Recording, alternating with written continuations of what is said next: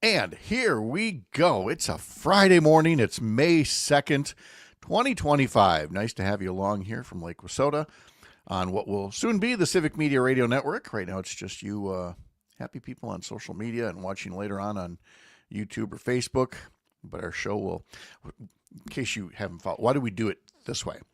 Because that way, when we roll the tape back and need to find something, if I start the tape right at 6 o'clock instead of 6:06, because math is hard, so if I want to look at something that aired at 7:15 in the morning, I can just roll the tape back or up an hour and 15 minutes.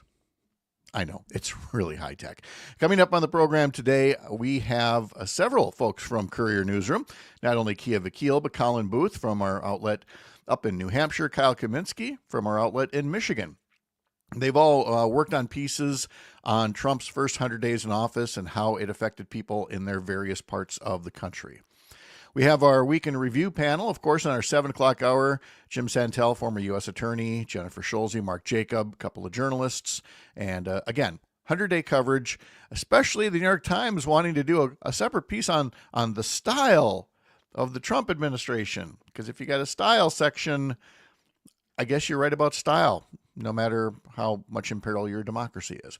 And then a couple of special guests in our 8 o'clock hour, Kristin Lyerly and Emily Tseffos. And we'll cover a whole lot of ground, but we'll include the push toward extending postpartum Medicaid coverage for new moms, as well as providing better coverage for diagnostic mammograms that are proven to save women's lives. So we have so much to come up on this Friday, again, May 2nd, 2025, across the Civic Media Radio Network in just 4 minutes. See you soon.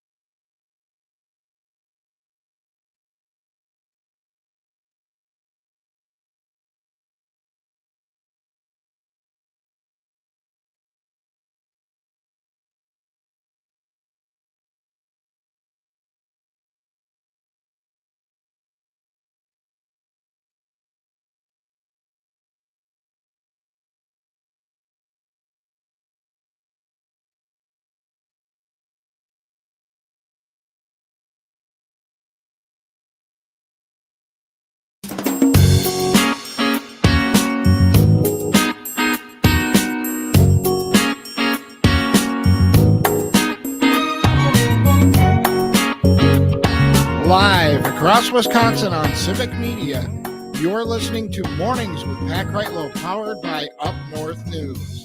Now, from our Lake Wissota studio, here is the founding editor of Up North News, Pat Kreitlow. Well, hey there, Wisconsin. Good morning.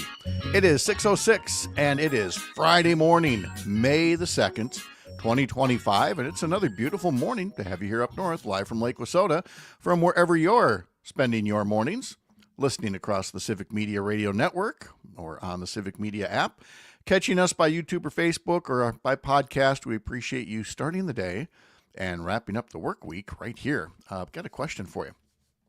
How great is it to hear cardinals and other songbirds when you head out to the car in the morning? Isn't it great? I love spring in Wisconsin when you can hear the cardinals are doing their thing up here on the lake. Way better than hearing the wind chill as the snowflakes blow sideways right into your garage as you open it up and hit you in the face before you can even get in your car, right? This is the way to go. Fishing opener this weekend. Spring is definitely here. Coming up, we got another question for you. Are you ready to see Wisconsin's next Fox News personality? Because he's taking his audition to the race for Wisconsin governor next year. I'll tell you all about the new candidate in the race. What else? Motherhood. Is any concept more American and more worthy of respect from our elected leaders? Not that that matters to Robin Vos, the Speaker of the Assembly, who is single-handedly blocking a bill to better protect new moms from health crises. We'll talk to Dr. Kristin Lyerly about that, as well as Emily Tseffos about that bill and another bipartisan proposal at the Capitol, providing better coverage for the kinds of diagnostic mammograms that are proven to save lives. Also, give the White House some credit for a little bipartisanship. What do I mean? I mean businesses, workers, consumers, pundits have all united around the notion that the Trump tariffs are off target and causing real harm. We will review this week's developments with Courier Newsroom's Keya Vakil and a couple of our Courier Newsroom colleagues from our outlets in Michigan and New Hampshire. With our Week in Review panel, we will warn you, please do not try to parody the New York Times. It is no longer possible. Its 100-day coverage of the Trump White House concludes with a review of the administration's style and administration, where looking the part is crucial to playing the part. We will try to find the nuggets amidst this week's sludge of national media coverage from our panel. And Brittany Merlot will have our weekend forecast, and Dan Schumacher will be along to talk about sports. But getting to Brittany in that forecast, she tells us that statewide rain will stick around on occasion today before high pressure nudges in and tries to dry us out for the weekend. And then warmer temperatures, a pleasant stretch of warmer temperatures, is right around the corner. But for today, cloudy and cool. Scattered showers up north in the morning, working their way south by afternoon. Highs today in the mid-40s up north, the mid-50s south. A north wind today at 10 miles an hour. Tonight, partial clearing with frost likely in spots. Lows in the low 30s up north, low 40s south, with a northeast wind at 5 to 10 miles an hour. Temperatures across the state range from 37 in Superior to 52 in Prairie du Chien. And across the Civic Media Radio Network, the temps look like this. It's 48 here on Lake Wissota, 45 in Amory, 45 in Hayward, 43 in Amory. Wausau's at 45, Rapids 46. La Crosse is at 50 degrees right now.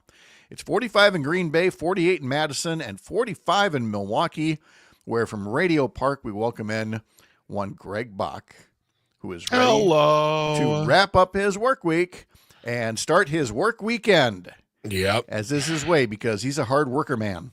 Yeah, this is going to be a long weekend. So, hard worker man, what are you working on this weekend? Probably at a place called the Laughing Tap?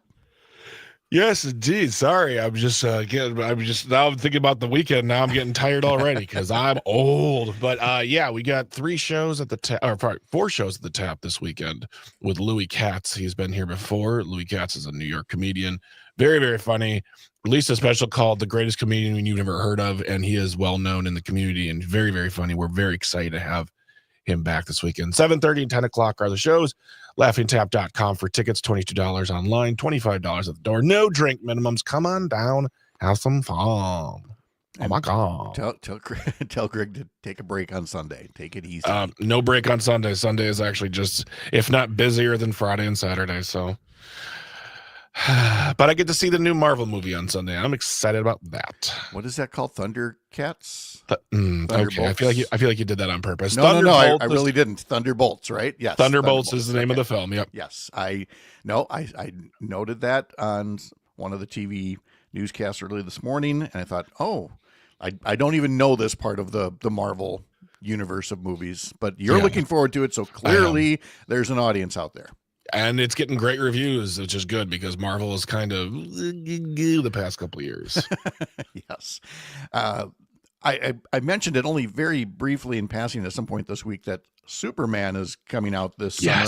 That's supposed to be the big blockbuster for the DC universe. Yes, and I'm very much looking forward to that. Yes. So we've got the Marvel universe, we've got the DC universe, and did you know there's also the Pat Kreitlow universe? What the PKU? The PKU? That sounds like a North Korea party. Yeah, that does, doesn't it? Maybe we won't go with that. We don't have the Dear Leader thing going on over here. The Pat Kreitlow cinematic universe. What I mean by that is, first off, the folks at Courier Newsroom, and I'm very grateful, but they said, nope, we're changing the name of the show. It's now Mornings with Pat Kreitlow. You've built up this trusted brand. We're going to do that. Great, thank you. I've managed to screw up the name 3 times in the past 2 days. Then we've got our new weekend newsletter that comes out on Sunday mornings, and it started in late January with the very generic Up North News Politics Edition, as opposed to all the the softer feature stories that Christina Laurie does Monday through Friday. So it's Up North News Politics Edition. And this Sunday, you'll notice a different banner up there. They've taken the Mornings with Pat Kreitlow from the radio show, and they've taken that and they've slapped that logo up at the top of the Sunday morning newsletter. Now it's be called Sunday Mornings with Pat Kreitlow. And in the note, they talked about how it expands the Pat Kreitlow universe. I'm like, there's a Pat Kreitlow universe? All right. Well, had I known that, I would have been like, during the entire explanation, I would have been playing some like dramatic music behind you. What, like the Empire? No. The Imperial March or something? Or just something simple, just like, welcome to the Pat Kreitlow universe. Sundays, politics, coffee, your robe. Pat Kreitlow universe. Question of the week. Bad puns. Question of the week. I should have you do a trailer for me. The way I've been wording it is, the Up North News franchise is growing with the newsletters. Christina has a new sports newsletter. We're adding all these things to the Up North News franchise. So when I saw the Pat Kreitlow universe in there, I was like, that's not how I would have worded it, but okay, whatever works for the company. And if the company says we're doing this, I say, okay, thank you very much. I'm a company man. I'm a company man, if nothing else. And we'll probably mention this again 2 hours from now when Kristin Lyerly and Emily Tseffos are on, just so that you can see the difference between 2 guys talking about this and the way those 2 ladies are just going to completely bring me back down to earth and make sure I don't get too full of myself as we talk about this. Along the way, don't forget your raisin. My raisin? Don't forget your raisin. Don't forget how you were raised. Oh, my raisin. Yes. Yeah, raisin. I never forget my roots. Never forget where I come from. 855-75-CIVIC. If you too would like to, make sure that my ego doesn't get ahead of things. Daniel says morning. Thank you, Daniel. Appreciate that very much on YouTube. You can also join us in the comment sections on Facebook and YouTube. And again, we expanded. Now, this isn't the Pat Kreitlow universe. This is the Civic Media universe expanding that we're talking about, because we're now not only on the Up North News Facebook page and YouTube page and the Civic Media Facebook page, but we are now on the Civic Media YouTube page. So, I mean, we are just a bad penny. You cannot shake us, man. We're gonna be everywhere before this is all done. Oh my God, I'm part of the PKU and the CMU. I'm like a crossover. Oh, cool. You can also email the show radio@upnorthnewswi.com. And of course, for more about Civic Media, head over to civicmedia.us. Do you know what I missed in sports because the Bucks went out with such a whimper? Is that I didn't see until last night a note that the LA Lakers actually did get eliminated by the Minnesota Timberwolves. I could. As I saw that on TV yesterday, I was watching, I don't know, either hockey or basketball playoff stuff. And I'm like, they did? Did you hear the news that the Brewers got blanked by the White Sox? Well, I suppose I could have mentioned that too, but I wanted to get that weird note out of the way. Yeah, let's go for that one. The Brewers have limped home after their longest road trip of the season, losing to the lowly White Sox 8-0. And they finished their 10-game journey to Chicago, St. Louis, and San Francisco by going 4-6. So now the Brewers are sleeping in their own beds, but it is still kind of a road trip given how many Cubs fans will be at American Family Field for the weekend. Yeah, I know, but remember, everybody, if you're going out there, play nice, be welcoming. We are who we are. And we're better than that. Coverage begins at 6:35 on Civic Media stations in Richland Center, Oshkosh, Racine, Kenosha, Park Falls, and Hayward. So there you go. Brewers and Cubs. After a road trip like that, it'll be nice to have a divisional game to look forward to, a little division rivalry. It's just the White Sox were 7-23 before that game, and now they're 8-23 because of us. 8. Oh God, it's so sad. I know, but it's a long season, and some days you can't put it together. And that seems to be the way that it went in yesterday's game. Had it on in the background. I can kind of see it out the corner of my eye if I lean forward a little bit. And I didn't do that very much after the first couple of innings. I'm like, oh, this is not going to go well. And it did not. But now we can catch up, gain some ground on the Cubs. And Dan Schumacher will no doubt talk about that at 7:50. We got to gain some ground on the Reds because now we're in third place. Great. Roger puts up on Facebook, wanted pitcher apply at American Family Field. Pitchers. We need pitchers. They keep getting hurt. Yeah. But let's see what I want to cover a few different things. There's some big stories like a new candidate for governor that we'll talk about here. But there's also the success of the Brown County Tavern League from the NFL draft. They ran shuttle buses, so that people weren't driving after having a few beverages. And that was a big success. So we'll share those numbers at some point today. And then, are you familiar with the term granny flats? No. Well, it's got a fancier name too, but they're auxiliary dwelling units. Basically, if you were to put like a little apartment above your garage. Oh, the mother-in-law suite. Or the mother-in-law suite. Yeah, there's a story about that and whether, local governments in Wisconsin should be encouraging them or at least stop them from discouraging them. And if you need to think of it instead of a granny flat, keep this in mind. Fonzie lived in a granny flat. Or a mother-in-law suite. From the heart of America's up north, live from Lake Wissota, thanks for making this the place to spend part of your mornings. I'm Pat Kreitlow.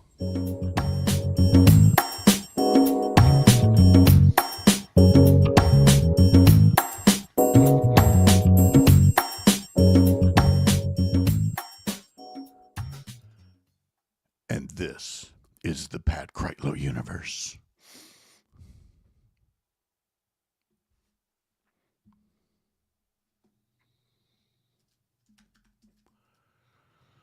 So just to be, first of all, secret show. Just to be clear, Dan Schumacher is on the second hour. He is on at 7:50. Yes. Okay. Yep. I saw him last night. Add his name. Yeah, I wasn't sure, and then I saw him last night. He said yes. So. Okay. Yep. So. Got to hang out with a bunch of civic media people and our buddy Kristin Bry. Really? Yeah, Dan Schaefer had his the happy hour thing. The happy hour, yeah. So I was there and got to see John Scott from Madison was there, and Maggie Dawn was there. Dan, of course, was there. It was great to see people. I got to meet Jenna, who's one of our marketing people in Madison. She's cool. Mm-hmm. Yeah, it was really fun. Oh, that's great. I got to see Frankie. Frankie is gigantic. Like in that thing of like how babies become not babies and turn into toddlers. She's not even 2 yet, I think, actually. Oh boy. Kristin. I haven't seen her for so long. I hope she's doing good. She's been doing real well. So secret show.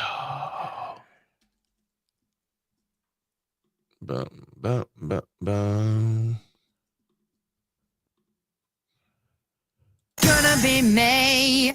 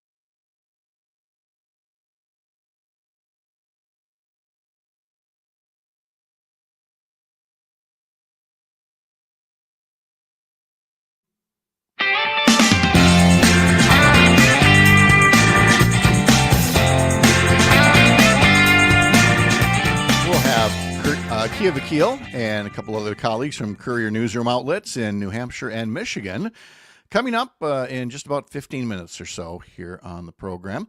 A lot of folks were out yesterday for May 1st demonstrations of all sorts. A lot of folks in Hayward, Viroqua, Madison, and Milwaukee, of course. Saw a few other social media posts from around the area, and I always appreciate seeing those up and seeing so many people so active in paying attention to what's happening in Washington, in Madison, and even in our local courthouses now, where we have judges that are increasingly concerned about security and intimidation. To that end, there is now an official candidate running for governor of Wisconsin next year on the Republican side. We had told you earlier that there is a manufacturing CEO from Oconomowoc, I believe, that has formed a political action committee and may run. But Washington County Executive Josh Schoeman has now filed the actual paperwork to run for governor. And according to a story in the Journal Sentinel, he is expected to announce his bid at an event on Sunday. Schoeman's the first candidate to officially jump into the 2026 race without yet knowing whether Democratic Governor Tony Evers will seek a third term or not. So there's plenty of uncertainty about this race, and the governor made it clear again last weekend he's not going to make a decision until after the state budget is all done with. Schoeman knows how to get some attention. Let's put it that way. I'd go so far as to call it a Fox News audition based on, it's clear he watches it all the time. It's a steady stream of, our freedom demands this. And, freedom for him meant none of the safeguards that would save your life during the COVID pandemic. He was especially vocal in early 2021 about getting everything back to normal. It's all about, the businesses. We got to get back to business. That mindset that I know I talked about at length back at the time, putting commerce and profits ahead of people's lives. And there were folks who were very much on the front lines of that battle, from Governor Evers trying to keep people safe, and people like Josh Schoeman saying, nope, open it all up, and, whatever happens to Granny happens to Granny. But there's more than that. And again, I say this as somebody who has worked in Washington County, worked at a radio station there, had it explained to me. And again, this was in the manager's words at the time. He said, you have to understand up here, and this was in the West Bend area, this is the capital of white flight. And so if you're doing a call-in program and the phones are ever quiet and you want to gin things up, just say something nice about Milwaukee. And everybody will come calling in, telling you how wrong they are and how terrible the, Milwaukee is. And, that certainly was the case in comments that Josh Schoeman made at one point, talking about lead pipes, lead water service lines, and replacing them. And he was talking about how tough it had been for his area to get state aid, because how did he put it here? He said, "We are too red, we are too white, and we are too green," meaning they vote too Republican, our skin is too white, and we have too much green in our pockets, and so we will not qualify for a nickel of that.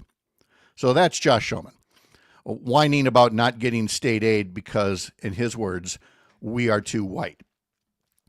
It's really not so much about skin color. As noted by Urban Milwaukee, Milwaukee has something like 70,000 lead lines that still need to be addressed, while in places like West Bend and a nearby township, they have 850.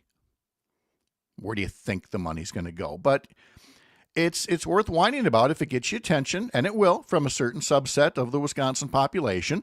I'm sure that he will get plenty of TV time, if not starting this morning. It wouldn't surprise me a bit if he was on Fox and Friends or something like that this morning already. So in many ways, because this guy knows how to get attention, knows how to work the media, you should consider the 2026 governor's race underway right now. Like it or not.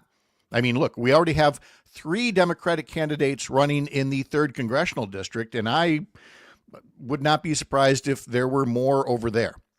These things are happening for much the same reason that people were marching and demonstrating yesterday. We are in a time of perpetual politics, in part because not just the divides that we have right now, but the actions taking place because of those divides.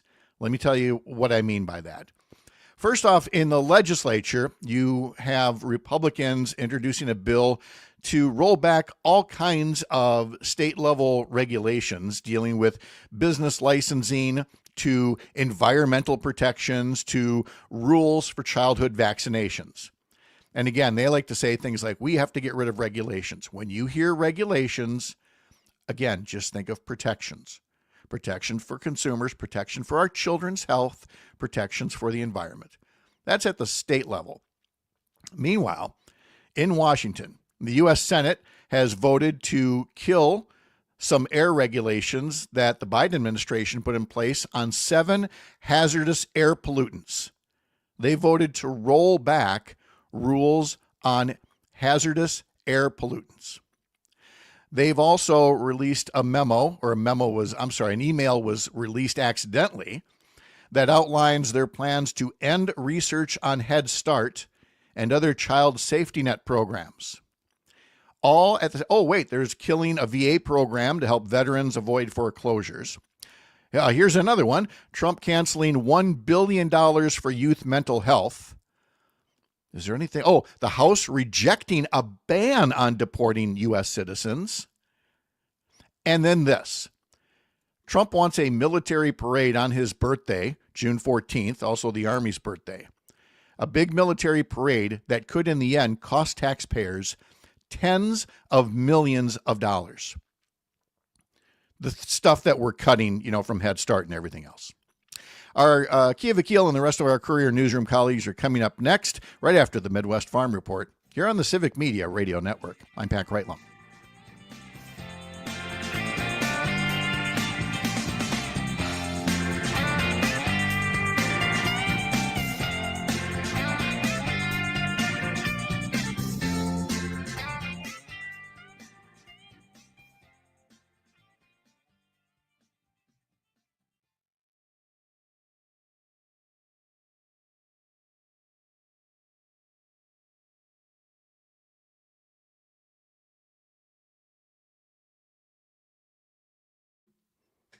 Okay, so we are all self-contained and ready to roll for this next parts.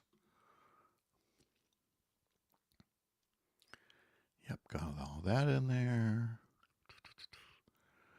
Let's check out the history lesson. Oh, the history lesson. Yes, I have to share that with Greg.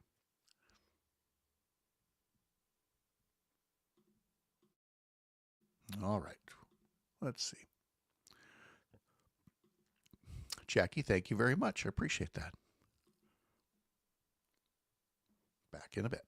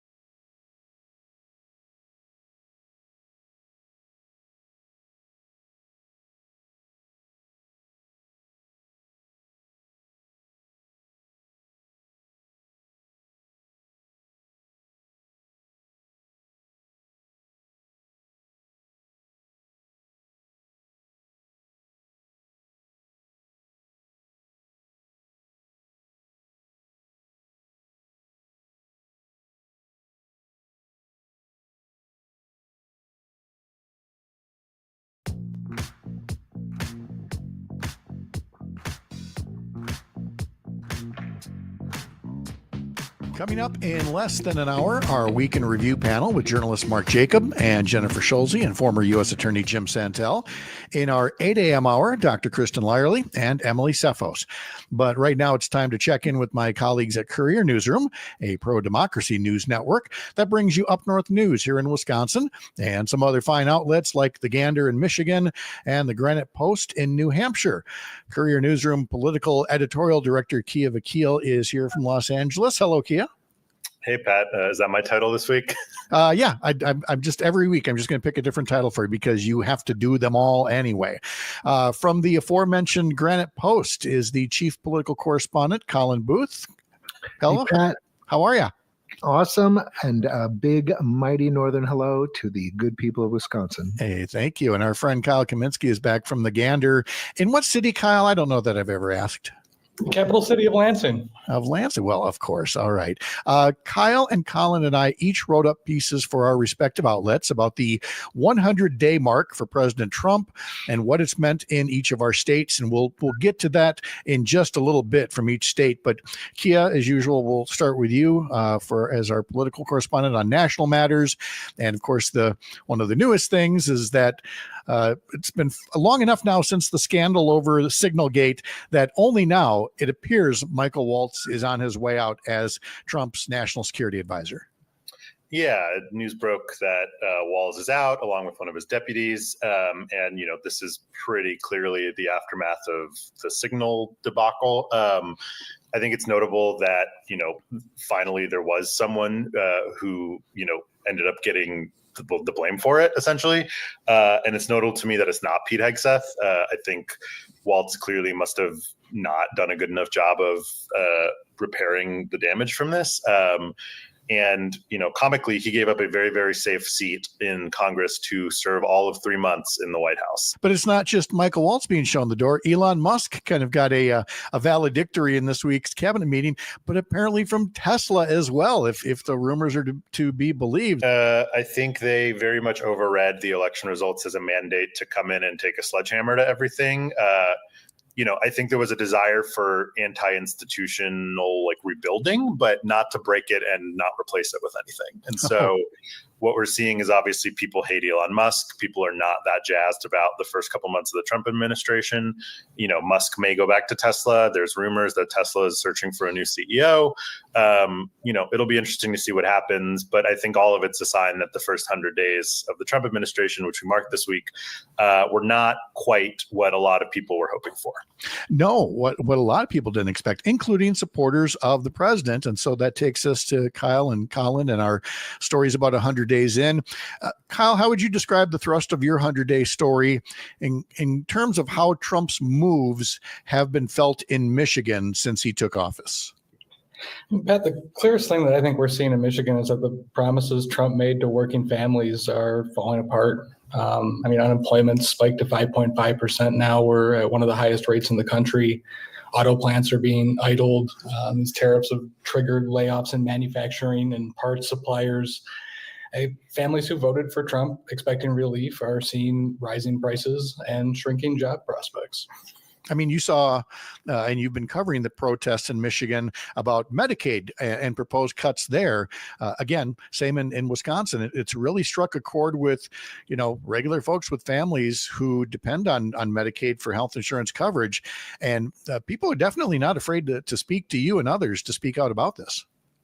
No, I've talked to people across the state. One thing's clear: Medicaid isn't some handout. It's a safety net that working families, seniors, parents, even small business owners are using. I think people are, now that this conversation is happening more and more frequently, people are realizing how interconnected Medicaid is. It covers home health care for aging parents, prenatal visits for expecting moms, mental health services, addiction recovery. The list goes on. Yes, it does. And Colin, same to you. First, let's start with the 100-day overview and what you think most folks in New Hampshire think about it since January 20th. Yeah, things are not great. A lot of Granite Staters. We just got a poll back from the University of New Hampshire. A huge majority of Granite Staters really against these tariffs, especially the Canadian tariffs, the 25% tariffs on Canadian goods. New Hampshire is a border state with Canada, and a lot of small businesses here and a lot of large businesses here deal with trade from Canada. So you were seeing a lot of, timber suppliers, furniture stores, hotels, liquor distributors, all of these. We're just seeing a wealth of local reporting from these small businesses that, the economic impacts of these tariffs here in New Hampshire, they're just going to be enormous. Keya, there seems to be a through line here that whether you're an auto worker or you're working at one of these places in New Hampshire or in Wisconsin, I am not hearing people go, oh, thank goodness these tariffs are in place. Our industry is saved. Yeah, no, I don't think anyone's doing that. I think something I've seen sort of all across the country is small business owners are terrified, even ones who supported Trump. Like there is, I think we haven't quite seen the full impacts of it because, he's stopped and started so many times and because there is like a lag with supply chains. So a lot of people imported a ton of stuff in the first quarter. But, I think we'll see a massive drop in that. And you'll start to see prices go up on a lot of things, whether it's Canadian lumber or maple syrup, car parts. I know he's trying to give car companies in Michigan a little bit of a break so that they don't, get totally devastated by them. A tax credit of some kind, I believe. Kyle can fact check me if I'm wrong. But it is very unpopular. And, Trump is right that he did run on this. Like he unambiguously ran on tariffs. But his actual tariff plan has been completely incoherent and not strategic. And, I think you're going to start to see more and more stories come out from consumers, from small businesses, folks trying to buy stuff on outlets like Temu, where it's, most of their products come from China. And so the products are twice as expensive as they would have been before. It's going to be interesting to see if he actually sticks to his guns on this or if he continues to back down when the data is spooking people. Now, the next presidential election is well down the road. But as we know here in Wisconsin, we've already got 3 candidates in the 3rd congressional district for an election in November of next year. So, Colin, being up in New Hampshire, it shouldn't surprise me to find that you can answer yes if I ask you if there's already been some sightings up there of people who might be thinking about 2028 already. Yes, we just got a big visit from J.B. Pritzker, governor of Illinois. Huge speech, rankled Republicans, both at the local level and the national level. And really one of the better speeches. It was at a Democratic Party fundraiser. The Democratic Party here tends to get pretty big names because of, our first in the nation primary status. And I'll tell you, it was pretty surprising. He had local Democrats on their feet pretty much all night. He had some very strong words for fellow Democrats and maybe their unwillingness to be tough on Trump, be tough in this moment. And he also had some very strong words for the legacy Republicans are leaving behind, saying that, a lot of these people are going to have their portraits hung in the halls of tyrants and traitors. And really very strong language. Local Republicans almost likened it to violence. It was ridiculous. I think they were feeling like they had to respond strongly and kind. But yeah, it was a very, very strong speech, very strong showing, and has created a lot of buzz for Pritzker, I think, nationally. I appreciate the pause that you gave us when you started to say first in the nation primary. I want to assure you, Zachary and nobody else from Iowa is on this particular interview, so we don't have to pick that fight again with the Iowa starting line, folks. But not much of a fight these days. But that's true. But Kyle, your governor is term limited, right? Gretchen Whitmer. Correct. And she's had a couple of, I guess I would describe them as awkward situations with Trump, once in the White House and once in Michigan this week, marking the 100 days. Now, she's term limited. How are they talking about her as somebody that Colin should be looking for her in New Hampshire one of these days? Or has she already said she's, going to hang up her shingle and go fishing or something? It's interesting. This conversation of her at the White House and her interactions with Trump has been a lot of chatter lately. I'll say this, I think that she's doing what strong governors should be doing, making sure that Michigan has a seat at the table. These meetings with Trump, whether people like it or not, are helping to deliver results for the state. And so, what stands out to me is the difference in leadership styles. So when Trump can rack up layoffs with chaotic trade policies, Whitmer is in Washington making sure that Michigan gets its fair share of funding. In terms of the future, she's focused on her job as governor through the rest of her term, but certainly leaving the door open for future things. And I think this kind of reaching across the line is her attempt to maybe position herself for something in the future. Maybe. And look, yeah, you're right. This is kind of chatter, kind of a parlor game thing. Last one I want to ask you about is something much more definite, and it's about Senate Democrats in Michigan wanting to invest something like $1 billion in education. And the number grabbed me because the Republican push for voucher schools in Wisconsin is closing in on $1 billion. We talked to our friends at Courier, Texas recently, where Republicans very explicitly want to put $1 billion into vouchers. So $1 billion investment in what I assume is mostly, if not all, public education in Michigan is kind of a refreshing counterbalance. Yeah, no, this is a direct response to years of underfunding and burnout. Teachers have been leaving the profession. Buildings are really not in great shape. A $1 billion boost is about getting some results. And it's a big moment. Like you mentioned, other places are throwing nearly $1 billion into vouchers. We're pushing to spend that same amount on public schools. So. And by the way, Keya, getting all of this focus on J.B. Pritzker and on Gretchen Whitmer, you notice it's a focus. Democrats are looking anywhere but Washington. Yeah, I think that is not surprising to me, given what we've seen from Chuck Schumer and some of the Democratic leadership in Congress. I think there is a widespread perception that they have not been prepared or met the moment for the second Trump administration. And I think there's just a general dissatisfaction with folks in DC on both sides, but especially among the Democratic base with Democrats. And so I think they're looking for governors. They're looking for, other state level executives, or just like the rare member of Congress or senator who is actively, aggressively, fighting back. I can count those people in the Senate on one hand, I feel like, yes. And in the House, maybe on two. So, it doesn't surprise me that folks like Pritzker and Whitmer are getting more attention. Whitmer was always rumored as like if Biden didn't run, a good 2024 candidate. I don't think it's a secret that she probably is not going to try to retire after she steps down as governor. But I think there's a hunger for someone to really fight back. And that's what we're seeing with, all the governors, whether they're going to New Hampshire, launching podcasts, trying to secure all sorts of trade things. It's going to be interesting to see who really takes that mantle. Without a doubt. Keya Vakil, Courier Newsroom's national correspondent from LA. You can read more at couriernewsroom.com. Colin Booth is at the Granite Post. Go to granitepostnews.com. And Kyle Kaminsky's with the Gander. Go to gandernewsroom.com to learn more about Michigan. Gentlemen, thank you all very much. Appreciate it. Have a great start to the weekend. We will be back with more right after this on the Civic Media Radio Network.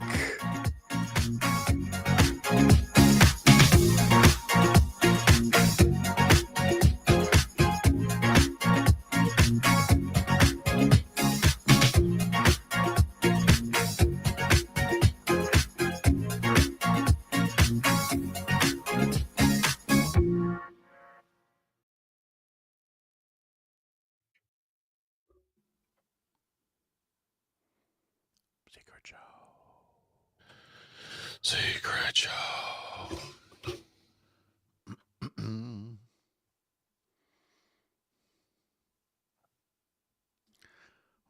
Today is the second. Okay.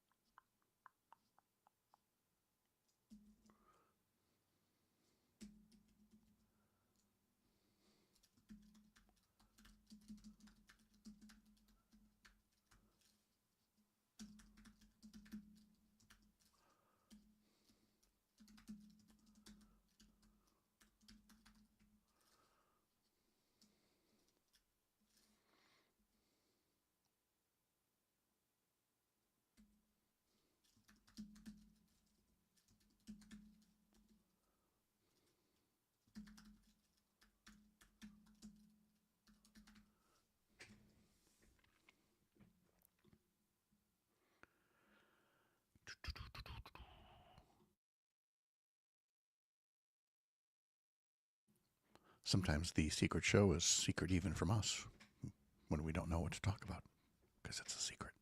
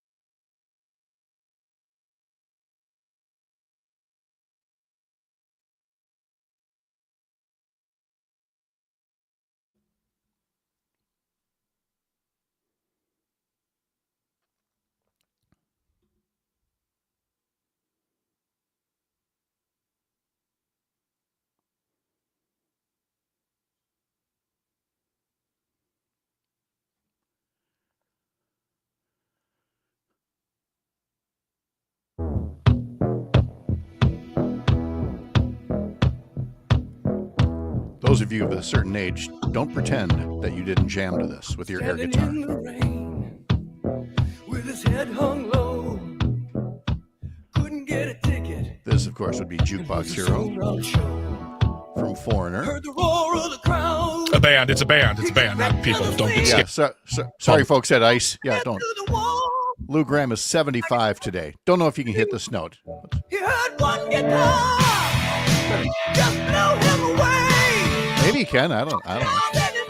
It's really weird when nowadays when like singers hit a certain age and they were like, you know what, I love singing like this, but you know what else I love? Drugs, alcohol, and cigarettes.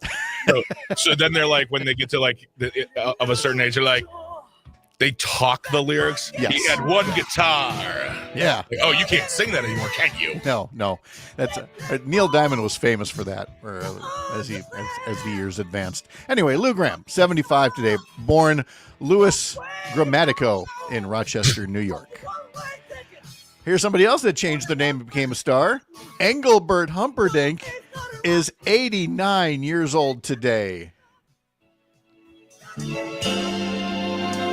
There's a stark difference. So I sing you to sleep after the love. I want to hear Lou Graham sing this. Song I just wrote. And I want to hear Engelbert Humperdinck sing Jukebox Hero. And I hope you can hear. You're a jukebox hero, got stars in your eyes. If you ever want, yes, Engelbert Humperdinck, not his birth name. His stage name is borrowed from the German composer of the 1893 opera Hansel and Gretel. Wow. Okay, you're cultured, sir. We get it. Yeah, it's not Engelbert Humperdinck. It's more than Arnold Dorsey, which is what he was born as on this day in 1936. Do you think he changed his name because there were already a few Dorseys? Yes, Jimmy and Tommy, and yep, could be. He did all right for himself. Many a hit. Yeah. many hotel keys and undergarments thrown up on stage during his prime. Look it up, kids. It's not just Elvis. Let's see. Leslie Gore of It's My Party fame. Dr. Lyerly's favorite singer was born this day in 1946. Larry Gatlin of the Gatlin Brothers was born in Seminole, Texas, 77 years ago today.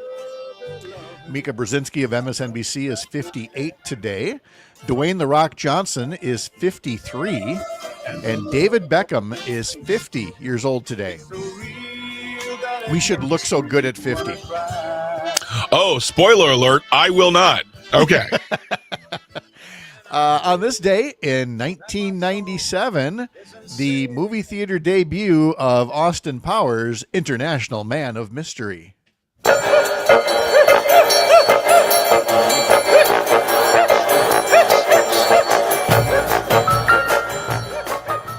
This is Quincy Jones. you ever see someone play one of those instruments that does that noise? No. It's like a little circular, like it looks like a bowl, and then there's a little stick popping, and you just Sure. rub it the right way, and it makes it's like noises. when you're like the way you annoy your sister when you're pulling a plastic straw out of like the cup. Yes, exactly. It's exactly like that. Anyway, soul bossa nova, folks knew of it, but it really entered kind of the American consciousness with this movie. But the song originally came out in 1962. The same year that the first James Bond movie came out that Austin Powers was spoofing as well as they did. Still, what a great opening sequence to a movie. Yeah. Oh yeah. Very fun. For Austin Powers. Don't remake them. Don't do more. Just let them be. Yes, let it be. On this day in 1920, the first game of the Negro National League Baseball was played in Indianapolis. On this day in 2011, Osama bin Laden was finally located and killed by U.S. Special Forces in Abbottabad, Pakistan. The number one song this week in 1987 was by Cutting Crew. Oh, bring it in, 80s. Hey, you know what? This one, if you pull the straw out of your soda back and forth, you kind of make that sound too. Yeah. Or at least you think so, and then your sister punches you in the arm. Yeah. Shut up, Greg. I love this band. They're great. Oh no, Cassandra puts up on YouTube, my mom never let me watch Austin Powers, so I really know nothing about it. It's awkward when people tell jokes from it, and I'm like, what? Greg has his hand raised. I have a solution, Cassandra, and you can take anytime, today, tomorrow, Sunday. Come closer to the radio. We're going to tell you. Yeah. Come here. Okay. Watch the movie whenever you want now. Because it's not the jokes still stand. The first one is still the best, and it's great. So watch it this weekend. Yes. Yeah, it does. It does definitely stand up. On this day in 1943, you've heard of banning books. A song was banned this day in 1943. One that had been a marching song for training some of America's airmen during the war, but it was determined that "Roll Out the Barrel" was too lusty as a marching song in 1943. That "Roll Out the Barrel." When I hear that song, I get randy as all get out. All right. Cassandra says she's LAMO because it's hard to find time to watch the movie with two little kids. Again, Cassandra, let them watch the movie. You can never start too young with bawdy sexually laced humor. Yeah, exactly. They won't get the jokes. And then have much Blazing Saddles after that and really win Parent of the Year. Today's one of those days where I wonder on the national date calendar, did they just get mixed up or is this on purpose? It's both National Tuna Day and it's National Tuba Day. Nice. And I look at that and I go, did somebody just mess up and they just decide, we'll go with it. It's both Tuna Day and Tuba Day. So you cross-pollinate that however you want. It's also National Truffles Day, not the mushrooms. Truffles, tuna, tuba. the little chocolate treat, little chocolate balls, and I'm going to leave it at that. And then finally, somewhere along the line, this got declared as National No Pants Day.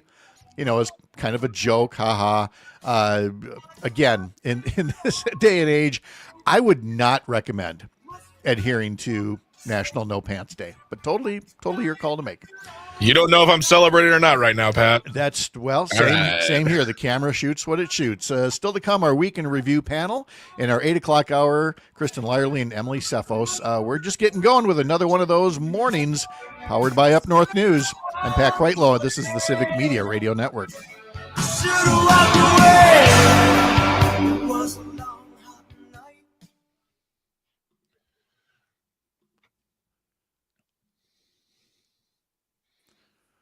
Here's Mark Jacob. He also does not wear pants for these segments. So. As you shouldn't. No, I know. How's Mark doing? Hey, doing okay. All right. Good deal. Two things, Pat. One, you can talk to Sam about the song because he'd have to pull the clip and put it into his cart. Mm-hmm. I think we can play. I think we can play it, but we should just play like a few seconds of it. Yes. Yep. And that's really all I have. All right. Goodbye. Okay. All right. See ya.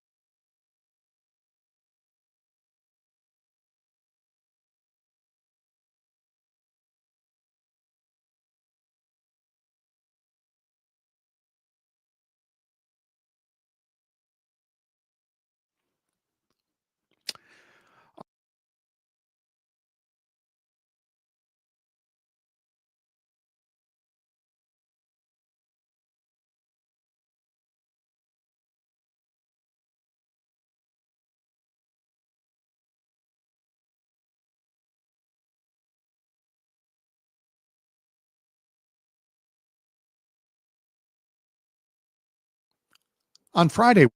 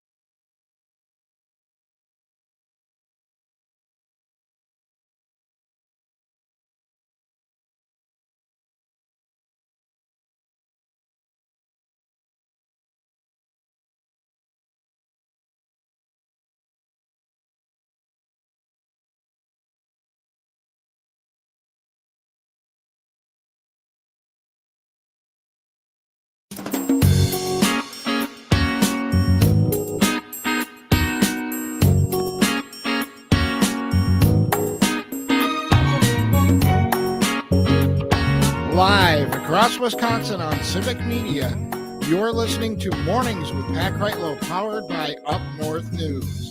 Now, from our Lake Minnesota studio, here is the founding editor of Up North News, Pat Kreitlow. well, if Don Rue says it, then I guess I'd better step up to the mic and say good morning. It is Friday. It's May 2nd, 2025, and nice to have you here up north. As we get rolling through this Friday morning, our week in review panel standing by, former U.S. Attorney Jim Santel, journalist Mark Jacob, and Jennifer Schulze will help us talk about the events of the week here and other breaking issues as well. We will have Dan Schumacher talking sports a little bit later on in this hour. In our next hour, Dr. Kristin Lyerly and Emily Tseffos will be along to talk about 2 pieces of bipartisan legislation that could be helping women and their health if only certain Republicans in leadership positions would let those matters come up for a vote.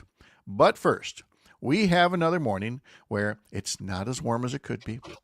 It's not as nice as it could be. But, meteorologist Brittany Merlot, it's on the doorstep. The sustained, pleasant weather is on the doorstep. Tell me it's going to come up the doorstep and stick around with us for a while and not just like leave a flaming bag of poo on the doorstep and then run away, right? It's actually coming, right? It's actually going to come here. All right. Good. Yeah. Good. All right. But we got to get through today first. We sure do. I mean, temperatures are right now in the mid to low 30s right around Lake Superior, and there's some precipitation by Superior into Poplar area, and it's rain or either freezing rain at this moment. So we are seeing some wintry weather kind of trying to mix in far up north this morning. Otherwise, temperatures down in Prairie du Chien are at 52 degrees. We just saw a few scattered showers roll through the Milwaukee area, and we're going to continue to see light rain chances, especially north through this morning. And then this low pressure system is going to be working its way from the northwest all the way to the southeast through the state today. So that's going to take the showers from up north in the morning and drag them down south by the afternoon and into the evening. So high temperatures today will stay to the upper 30s far north and to the mid 50s far south. So much cooler today, kind of damp, dreary, all of that. It's going to be more dry than actually rainy. It will be on and off. We're not looking at heavy amounts. But as we go through tonight, we are looking at a frost or a freeze for the northern half of the state. And then tomorrow night, down south, you can see those temperatures overnight as well. We've got a high pressure system building in, and it is going to give us a ton of sunshine for tomorrow. Highs will be in the 60s far west. But if you're by Lake Michigan with that lake breeze, you'll be in the 40s tomorrow. And again, like I mentioned, frost south tomorrow night. And then Sunday, a ton of sunshine, especially north. But south, this low pressure system wants to stall off to the east of us, kind of build, and then swing backwards a little bit. So Sunday night and into Monday morning, areas south could see some scattered showers as we close out the weekend and roll into early next week. But either way, Sunday's highs far northwest, you're going to hit 70s. Far southeast, 50s. So a little backwards, but by the time we get to next week, all of us will be into those 70s and feeling fantastic. I was going to say, we've got some sustained 70s coming up after that, I hear. So yes. We can definitely do that. I have to ask you a bit about apartment dwelling and what's called granny flats in just a second here, Brittany. So you and Greg hang on first. I want to let people know that you can sign up for our daily newsletter over at upnorthnewswi.com. In today's edition, May is Mental Health Awareness Month, and Christina Laurie shares with us the story of a woman in the Cooley region who battled severe depression, anxiety, PTSD, thoughts of self-harm. And so to move her thoughts elsewhere, she started crocheting. She started crocheting these little hearts and then attaching little notes of encouragement and just leaving them around town. And it has become known as the Little Heart Project with other participants. At a base level, they say it's a random act of kindness, but beyond that, they're hoping to reduce the stigma around mental illness and hopefully prevent suicides one little heart at a time. So for that and more, head over to upnorthnewswi.com, sign up for the newsletter there. We also have our new Sunday morning politics newsletter that you can get as well. Would appreciate that. Up North News is a separate entity from Civic Media. Up North News is owned by Courier Newsroom, and we are just pleased as punch to have these little partnerships Monday through Friday, now 6 to 9 a.m., across the Civic Media radio network. So, Brittany and Greg, this story that caught my eye about so-called granny flats was in the Cap Times. And it's all about whether the state should get involved with essentially telling local units of government they can't restrict these things that are also called ADUs, auxiliary dwelling units. We're basically just talking about space above your garage and putting like a little, what did you call them, Greg? A mother-in-law apartment? Mother-in-law suite. A mother-in-law suite above it. And I love that in the Cap Times when they said, now, if the concept isn't quite ringing with you, just think of Fonzie from Happy Days, who eventually had to live in a little place above the Cunningham's garage. then it makes perfect sense. And for folks who want to see more affordable housing options, but not necessarily, a big old apartment building with a couple of hundred units, but you scatter folks throughout where you've got the space, it might be noteworthy. And I say all this to say that right after we got married and I got this job at the radio station in Rice Lake, WAQE, and our first place was basically up above on the upper level of a house that they had added to put a little auxiliary dwelling unit in there. And just want to see if either one of you, the first place that you rented, or if you had any particularly useful or unique places where you've had to live for a time. Brittany, how about you? Oh, yes. I mean, I had to rent out a basement at one point up in Duluth, Minnesota, and it was all, they had the full kitchen, everything rigged to how it should be. And it was interesting. It was nice, though. And the dwellings over the garage, I want to buy a house, live in the dwelling above a garage, and then have someone else rent it out and pay my mortgage for me for a little bit. Wouldn't that be nice? There you go. Very nice. How about you, Greg? I'm trying to think. I don't think I had a situation where it was like an interesting dwelling. I've always just lived in apartments, regular apartments. And then one day we were like, do we want to buy a house? And then we were like, yeah, we're that stupid. Let's buy a house. And so we bought a house a few years ago, but yeah, no special type places like that. Okay.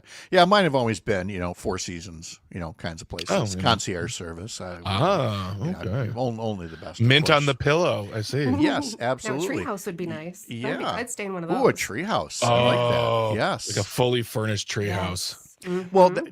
Well, then there's the whole tiny house trend, which we didn't actually know about or learn about. Again, we're going back several years here, of course, but it was right after we had a shed.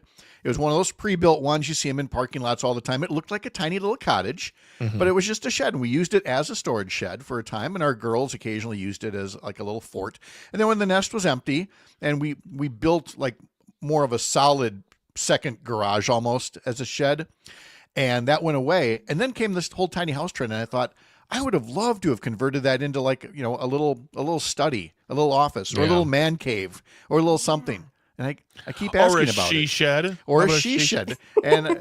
Or I tell Sherry, we could turn it into a little greenhouse. And she's like, no, we're fine. We're good. We don't need to take on more stuff. And she's probably right. She puts up with enough. Like maybe somebody's snoring. I hold in my hand here my little kit that I got from the clinic. I'm doing my sleep test at home this weekend. Okay. So what involves that? Okay, so I'm now open that thing up. What do you got? What do you got? Inside this thing? Well, it's basically. I mean, I have an Apple Watch already that already says, "Hey, buddy, you probably have sleep apnea. Why don't you do something about it?" So this thing has.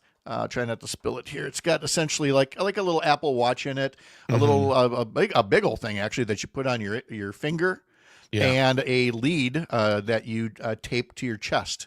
Interesting. Mine was just a wristband with a finger lead for the BPM, and I wore that for 3 nights in a row. And it was like, you die at night sometimes. It was I have severe. Like they weren't even, they're like, we're just going to get you a machine. And Pat, I'm telling you, it is life-changing. That's what I've heard. I've heard that from multiple people. So I went from being completely against it to all looking forward to it. So I will take the test this weekend. I'll let you know how I score when I get the results in.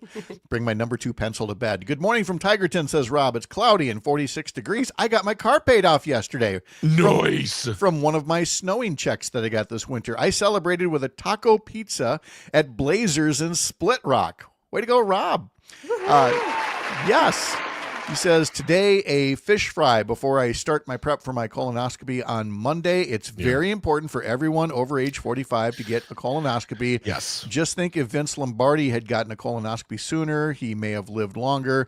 And Rob goes on to say, I've been battling depression for many years. I got into taking pictures as a way to fight my depression, and I got my mom and dad's farmhouse, and I turned one of the bedrooms into my Highway 29 room with all my Highway 29 scrapbooks. Is Rob becoming like the premier historian of Highway 29? He is becoming just a Renaissance man who's just like, you come to his house and it's got all these different things, and let me take you to my Highway 29 museum. Lair. I wanted to say it in a way, sound like "Come to my lair." No, Yeah, no, it's actually very interesting, and I am again. I've said many a time I would be the first to chip in some money for a statue of Tommy Thompson for getting that done, for ending Bloody 29. I know a whole lot of other people were involved too, but you couldn't have done it without the governor's leadership at the time. And you know, Brittany, you take 29 all the time. What a difference it makes. And so I'm glad Rob is out there documenting the history, because it was a very real and not great history until they decided to expand it. It's been really good up here. Are you doing anything fun for the weekend? That's you, Brittany. Oh, me. Yeah. Madison. Going to Madison for some awards. That's what I got going on this weekend. Oh, is somebody getting awards? I hope we'll so. see. We'll see. I don't know. I think there's rumors out there that there's some civic media folks who might be getting honored by the Wisconsin Broadcasters Association.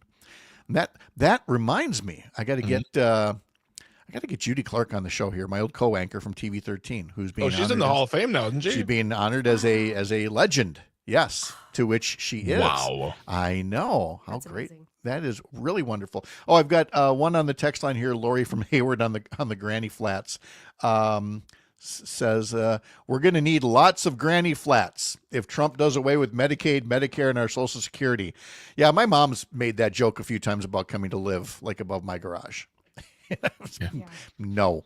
I thought Granny Flats were just comfortable shoes for the aging lady. Yes, right. I think that would work out great. But no. So thank you for that. Final note is that the WIAA apparently has okayed NIL deals for high school athletes. Oh, God. Name, image, and license. Now, there are several restrictions on there, but I see an example like, here's a student athlete who is talking about financial literacy through their local credit union and is holding up the little card that you get. What? And of course, local sporting goods stores and things like that. Okay, I can go along with that, but I was not on any sports teams. So I'm looking for NIL deals for people who are on the debate team. Yeah. I mean, we've got to have something there. Are you in your school's band? Why not, right? If you can get a deal, let it happen. So exactly. That's the era that we live in, Go make the money while you can, I guess. Brittany, thank you so much. We'll talk to you a little bit later on. Yeah. All right. Still ahead, we're going to have our Week in Review panel talking about all kinds of headlines from the week, most notably all the different ways, shall we say, to cover Trump's first 100 days in office. Later, Kristin, Lyerly, and Emily Tseffos. From the heart of America's up north, live from Lake Wissota, thanks for making this the place to spend a part of your mornings. I'm Pat Kreitlow. This is the Civic Media Radio Network.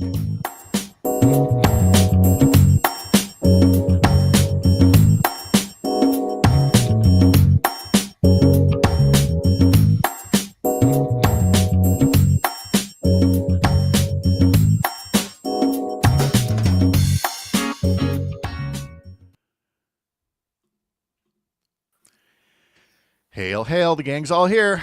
Good morning. Good morning. Got your note, Jennifer. Thank you for that. I see your notes over here, Jim. So we got plenty to go on here. We could also talk about Trump's executive order last night about ordering the Corporation for Public Broadcasting not to fund NPR and PBS. Okay. I've got it in front of me. It is a doozy. Okay. Let's see. So we got And he wrote that after his signature. He wrote Donald J. Trump, in parentheses, this is a doozy. This is a doozy. Just so we could highlight that. So, But they're all doozies, aren't they? They're all Right, doozies. right. Which one's not the doozy, right? Right. oh boy. I got to say, and I'm gonna ask about it again, maybe at some point about newsletters and techniques and things. I'm telling you that Oliver Darcy, he knows how to write a tease. He is all about Laura Loomer helping get rid of Mike Waltz. Mm-hmm. And the last thing on the free version is, in any case, the most telling detail of the day was the fact that Loomer, the remainder of this newsletter is for paid subscribers only. I'm like, oh yeah. It's a great newsletter. I mean, I pay for it because it's worth it. It's one of those I probably do need to. I keep meaning to, and Same. Yeah. He's It's actually just on doing my a great to-do job. list. Yeah. And he's been all over this CBS thing where they're about to cave to Trump in some way or Yeah. may. That's really important too. I mean, if we one thing for me, if we have time, is that this New York Times editorial yesterday where they're saying we need to confront Trump was the most non-confrontational piece of crap that I've seen in a long time. All Yep. right. All right. We got about 20 seconds and then we'll get going. It was a journalistic version of a doozy, right? Yeah. I'll stop. I'll stop. I promise.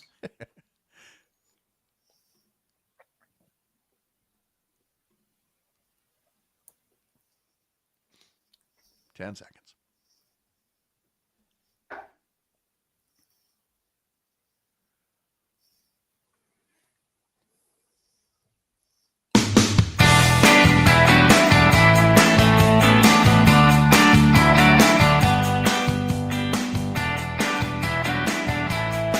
Tomorrow morning on this fine radio network, you can listen to Amicus, a law review with former U.S. Attorney Jim Santel. Saturdays 9 to 11 on Civic Media Stations, replays on Sunday. Mark Jacob has a newsletter called Stop the Presses. You can find it at stopthepresses.news. And Jennifer Schulze has a newsletter, Indistinct Chatter, that you can find on Substack, substack.com/@newsjennifer. Good morning, y'all. How are you doing? Good morning. Terrific. Nice to have you all here. We will not lack for things to discuss. Why don't we start with things that have broken recently here? Jim, let's start with you. A Texas judge finding that Trump's use of the Alien Enemies Act was unconstitutional. Wait, I thought our country was under an invasion and that we're at war. Is this namby-pamby liberal judge disagreeing with the notion that we're invaded and at war? And apparently your words are getting into the judge's eyes. Always identify them when they do good things and bad things also. His name is Fernando Riguez. He's from the Southern District of Texas. And that's significant because that's, of course, where many of these deportations are happening. And to your good point, Pat, what he says is, don't be a lawyer, don't be a judge. He says the plain ordinary meaning of the Act's language, by this time, the Alien Enemies Act, of course, like invasion and predatory incursion, refer to an act by military forces and do not line up with the administration's claims that this particular gang coming out of Venezuela is in fact prompting a war and invasion. The law, he says, by its very language, does not apply here. And it is significant because, again, it's the first time that a federal judge has specifically articulated that. We know the Supreme Court previously has said, yes, under this law, you have to afford everybody you're deporting due process. Without really getting to the fundamental issue, he has now said clearly what we've all been thinking, that war, we're at war. Which country is that? The administration has said it's Venezuela. It is amazing to have a moment of clarity coming from a judge, Jennifer, that we are not necessarily at war. And we certainly recognized in the Terry Moran interview in the Oval Office with President Trump, again, just a different reality that is pictured by somebody who's even not just fooled by Photoshop pictures, but almost wants to be fooled and wants you to be fooled as well. Trump wants us in his reality, not reality's reality. And the exchange with Terry Moran earlier this week, it was ABC News's 100 Days of Trump interview in the Oval Office. The back and forth of that, which I just reread the transcript again this morning, is just so mind-boggling, but it's so Trump. And I guess we probably have gotten way too used to it. But I wish Terry Moran had a picture with him and to have a visual aid to say this is Photoshopped. Who knows what Trump thinks? The truth is it was Photoshopped, and the president of the United States is pretending otherwise. And frankly, I'm not sure until recently, because of that interview, that the press has really pushed hard on that story. I went back and looked from a week ago when Trump first posted that, and there weren't that many stories about it. There have been quite a bit more since that confrontational interview, though. Yeah. Again, Mark, let's put ourselves in Terry Moran's place. Would you have done anything differently, knowing that, maybe that precious interview in the Oval Office might have been cut short? But I mean, do you, like Terry essentially did, you try a couple of times and then you move on? No, I mean, I didn't think he did enough. I mean, it was a good interview. Don't get me wrong, but if you look at that clip where Trump is lying about the picture, Terry Moran keeps on saying, well, let's move on to Ukraine. Let's move on to Ukraine. Well, let's not move on to Ukraine. Let's stick with this until we have a clear sense of how much Trump is lying about it. That MS-13 was not on, Abrego Garcia's knuckles. No, it's not. It just plain is not. And what I've always wondered is, does Trump actually believe the BS that he's spreading? I mean, does he believe it, or is everything just subject to being lied about just to help him personally? And I think as a narcissist, he just thinks that truth can just be wrapped around his own desires. And whenever I talk about a double standard in media, I don't take any joy in it, and I don't like sounding conspiratorial. But it is just so plain as day, Jennifer, that a lot of these things, if they came out of Joe Biden's mouth, we would be talking again about his mental acuity and everything else. And I'm not sure how Donald Trump keeps getting a pass from the reporters, the hosts, everybody else when you see something as troubling as that interview. Well, part of the problem, though, is that most of the media in this country is right-wing media, right? So they are not interested in that story or any other negative story about Trump at all. And so when there's a negative story, like, say, the last 4 years of Joe Biden or the war on Christmas or whatever it is, right-wing media goes bananas over it. And so that is the driver behind this. It seems like it's covered nonstop 24/7. And I think the reason it doesn't feel that way, yes, I agree that I think the mainstream media, what's left of it, could always do a better job. But the balance is so skewed towards right-wing media overall, not just in national media because of Fox, but also local media because of all the stations, for example, that Sinclair owns. And the News Nation company Nexstar, they own, like 96 stations. All of them are not interested in sticking with a negative, factually accurate story about Trump. It's funny that you say that about all these conservative outlets, because apparently if you say the liberal media enough, people will believe that the media no is, such thing. And there's no such thing when you look at the landscape that we have here. We'll continue our conversation with Jennifer Schulze, Jim Santel, Mark Jacob coming up. First, the Brewers limped home after their longest road trip of the season, losing to the lowly White Sox 8-0 and finishing 4-6 on the 10-game road trip. They take on the Cubs starting tonight. Tonight's game only is on Apple TV. You won't see it where you normally do. Apple TV for the game, or on Civic Media, starting at 6:35. We'll be back.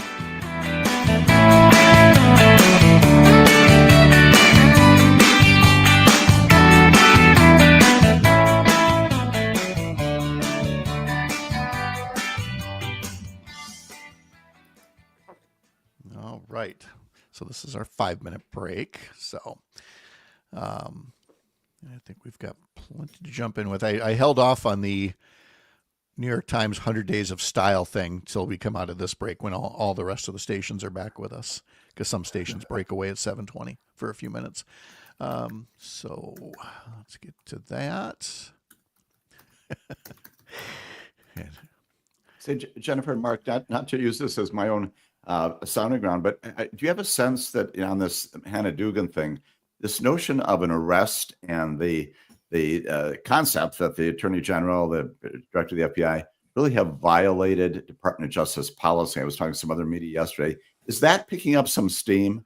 It's not. It's not out there. Okay. No. Okay. Nothing out there. Wow. I don't think so. And it's really, part of it is the firestorm problem, right? Right. Exactly. Yeah. Too much going on. It is so unbelievably outrageous. You talking specifically about them putting the picture up?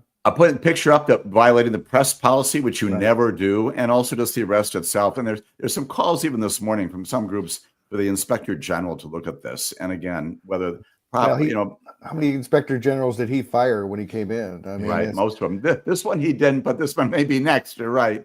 And also the issue of how the Attorney General, what she is saying publicly in interviews is, I think, unprecedented, right? It is. And how often did you see Merrick Garland go on TV and kind of denounce, the people he was investigating? Right. It's really, it's totally against the whole way the Justice Department is supposed to operate. Right. And that's the point, that you've got policies in place that say, basically, you indict Pat Kreitlow, and the only thing you would talk about is what is in that indictment. You don't say things like he's a bad guy, he's a good guy, that sort of thing. And they're just all over it. And so I just was interested to know if anybody else is focusing on that issue, the violation of internal Department of Justice policy. No. I think it's policies, so it's not a law. Yeah. And I think some people just think policies are mutable, and apparently they are in today's world. But so no, that isn't. I don't think that's gotten much attention at all, really. Mm-hmm. Oh, I mean, there's just it's like there's just so many things to be outraged about. It's right, and that's part of their tactic, is just to kind of overwhelm people with crazy shit. Right. This hour's outrage, right? And tomorrow, the next hour, it'll be different. all right. There we go. All right. I'm going to tuck you all back away, make some noise. We'll come back in exactly 2 minutes. All right.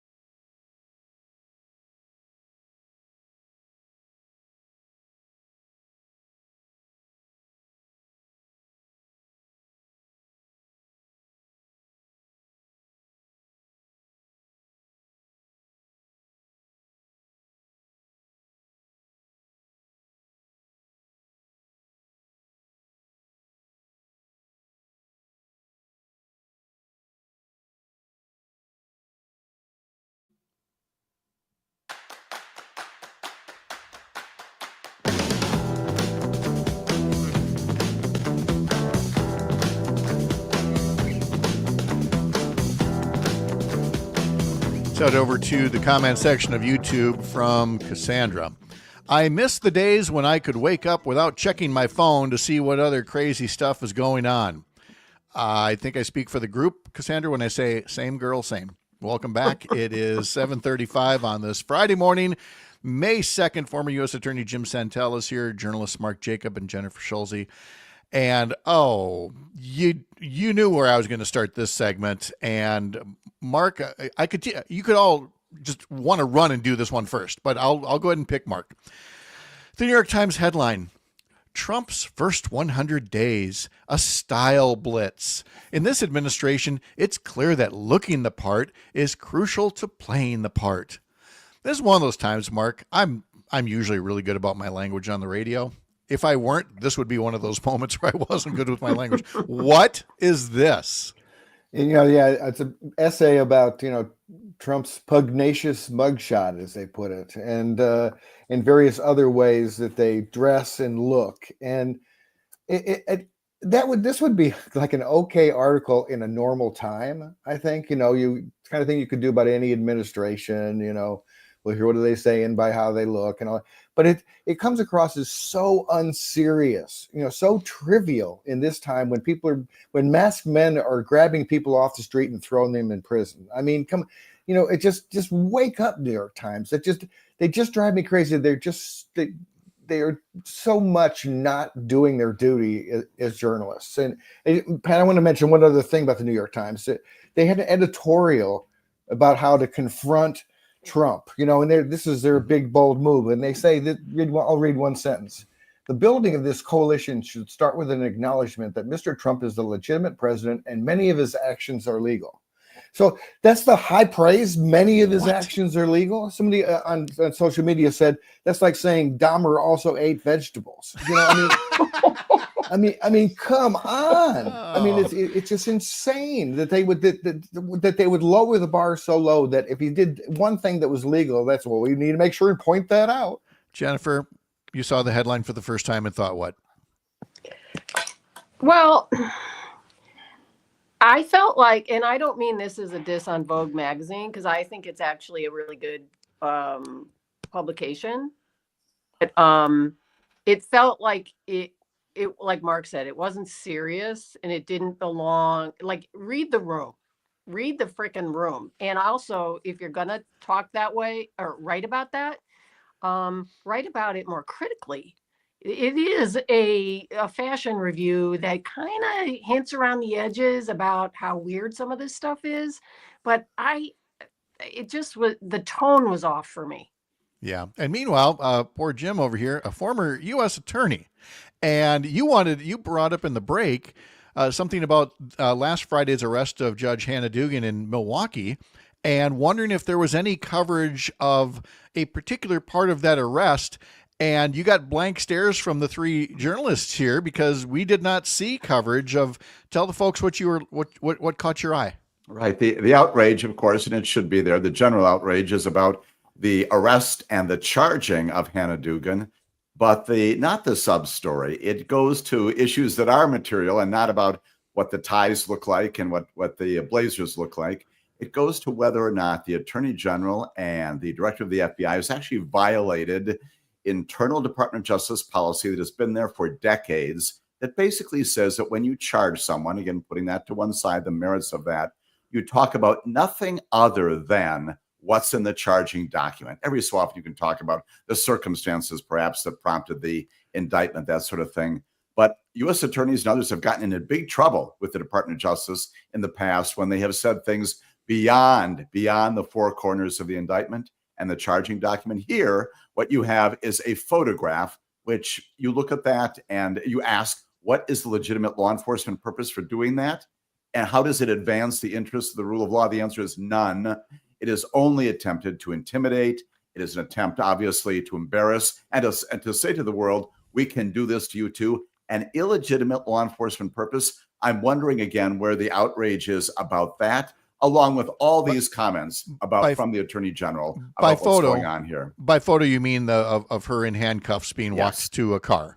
Absolutely. I'll tell you that if I used to do this routinely when I'm announcing whether with white collar violent crime indictment, the answer would be that we do not only mugshots, we do not parlay about pictures of people or the subjects of those indictments. It is incendiary, and you can get into a lot of trouble, again, in a prior administration. Not this one. Apparently, it's regarded as just Tuesday or Wednesday, and it should be an outrage. Well, when you have Mark, an attorney general who, again, most of her time is an audition for her next gig at Fox News, I was going to ask you, could there ever be a time where she sticks to the four corners of the charging documents? And then the answer is obvious, of course, is if some Republican official ever got arrested for something blatantly obvious, we'd hear crickets. Right. No, the thing about it is that, I mean, during the last administration, did you see Merrick Garland going on TV all the time? I didn't see Merrick Garland at all. I mean, and denouncing this or that and making all these political statements. I mean, the scary thing is that one of the scary things is that Trump has picked a cabinet based on their telegenic nature, and their ability to go on TV. I mean, why is Pete Hegseth there other than the fact that he's been on TV? Because he certainly doesn't know what the hell he's doing. But and Bondi, is really her job is to go on TV. I mean, I don't see her doing a lot of, the kind of work that an attorney general should be doing. I think her job is to go on TV. Yes, and a lot of that, Jennifer, is it's performative. I would focus, if I had to do some kind of a sidebar story, it would be less about the style 100 days into the Trump administration as it is the ongoing performances. Everything is a performance. And by the way, and the reverse is also true. If you don't want attention on something, don't perform. And I'm referring to Pete Hegseth. And eventually the story goes away unless, enough journalists say, we're going to keep at this until we get some answers. I think something that started to be said in the first Trump administration still holds true now, probably more than ever. And that is, don't pay attention to what they say, pay attention to what they do. Because like Mark said, they've all been hired to be on TV. Trump is president in large part because he's good on TV. And even in this term more than ever, what they say is that gets the headlines, but then you have to dig down into, well, what did they actually do? And you find, something else. And America is definitely being sold a bill of goods on a lot of these issues. Well, but it doesn't help, Mark, when the Times, you already talked about the way they kind of weasel worded something. They have fallen in love with another way of doing this, the word maximalist. And again, the maximalist assertion of power. I mean, if that doesn't hit to the weasel words that we talked about last week, I don't know what does. Yeah, they love that word. I mean, I've been tracking it, and they use it all the time. And they use it because the real word they'd want to use is dictatorial, authoritarian, fascist, lawless. Those are the words that people actually understand what they mean, that they could use instead. But those are kind of scary words, and they'd make, the Trump administration mad at them, and some of their subscribers might think that they were being unfair by telling the truth. And so they'd say, so the grayed out is maximalist because it's, a vague term that most people don't understand what it means. And they love that. I mean, when you think about how bad that is, that they are using, they're running it. I like to say that they like to run their stories through their euphemism desk.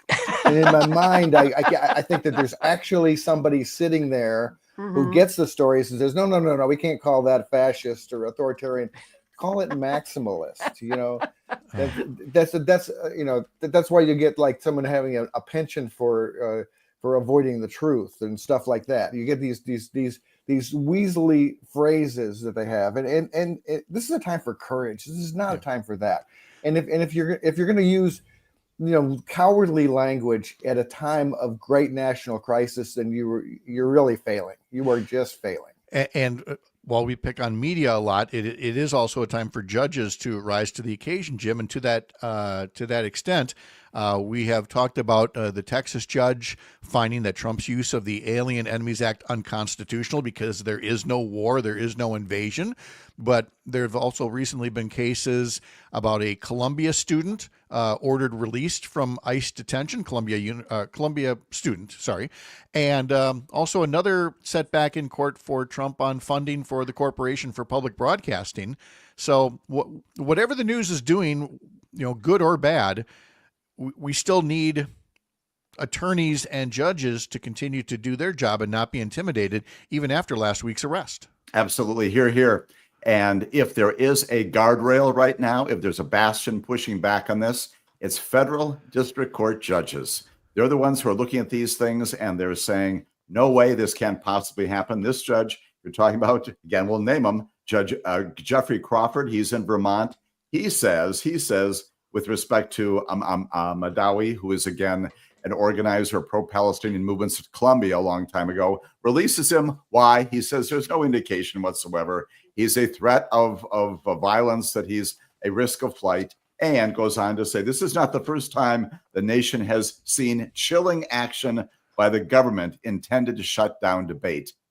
That's the language. That's the language that every media outlet should be shouting out loud. You do have judges, again, not shouting, but they're writing these things with great breakneck speed. The issue of the latest attack upon the public broadcasting units, that too, the analysis when that comes forward into a court is going to be the same. Violation of the First Amendment. This is not what we're about. And in some ways, the interesting thing was we're talking about language is these judges who are responding, can they find enough language of outrage in the opposite direction?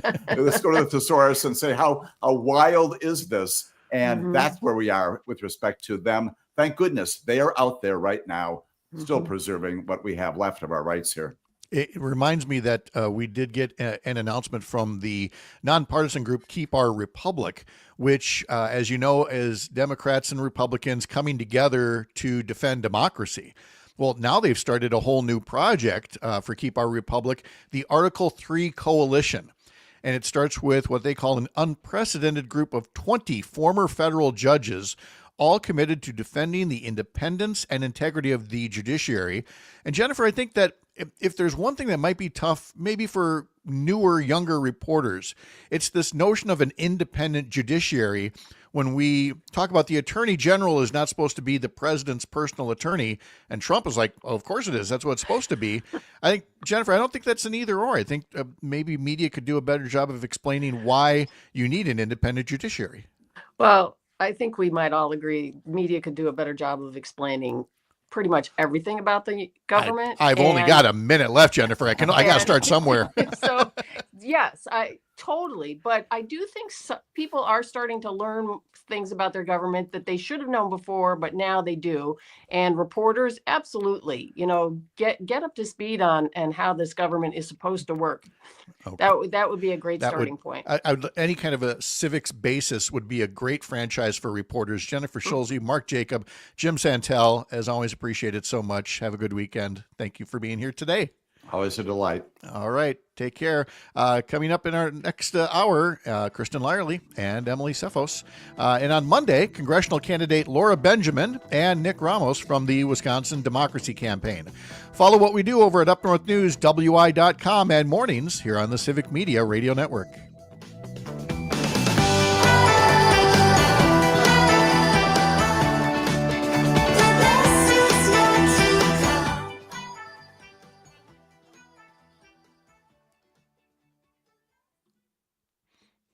There we go. And there's Dan. How'd the rest of the night go? Oh, you're muted. Mute. Dan is on mute. I came home. It was early. I was in bed by 8:45. Okay. 8 o'clock. That's amazing. I know. And it feels good. All right. Sounds good. All right. It's a 3-minute break or so. 3 minutes. Another gloomy day. One more, then it's going to get real good. It's going to get good. Okay, so we got this. I made an executive decision, and even though I can't play a Grateful Dead song, I found a song on Universal's website that has some good vibes. Oh, you read my mind. Thank you. Yes. Yeah. All right. Sounds good. It's 42 minutes long. Oh, wow. I'm just kidding. So my question is, why can't you play a Grateful Dead song? Would you get in trouble? No. We're moving all of our, what should we say, licensed music, into one area, because too often Facebook and YouTube are saying, "Oh, you don't have a license for that music, so we're gonna cut it." So we just put it in that one section of the show, and we use production library music for the rest. I got it. Because social media is evil. So and they're dumb too. They're dumb. They're just dum-dums. Yeah, can't tell the difference. So. Hey, Pat, did you ever hear of anything on an update? Because I was just looking online. No update on that guy that fell out of the bleachers? Still in critical condition. Yeah. Okay. All right. Let's see. Brewers lost to the Sox last night. 8? No, Dan. They didn't lose. They got walloped by the 8-23 White Sox. What time is the game today? The Cubs game. It's the it's a night game, right? Hang on, I got it right here. The pregame starts at 6:35, okay, so which I think first pitch is 7:10, 7:15, and it's on Apple TV tonight. You know that bastion of sports. Yeah. Yeah, right. So, all right. We will be back in 1 minute. Stand by. Secret Show.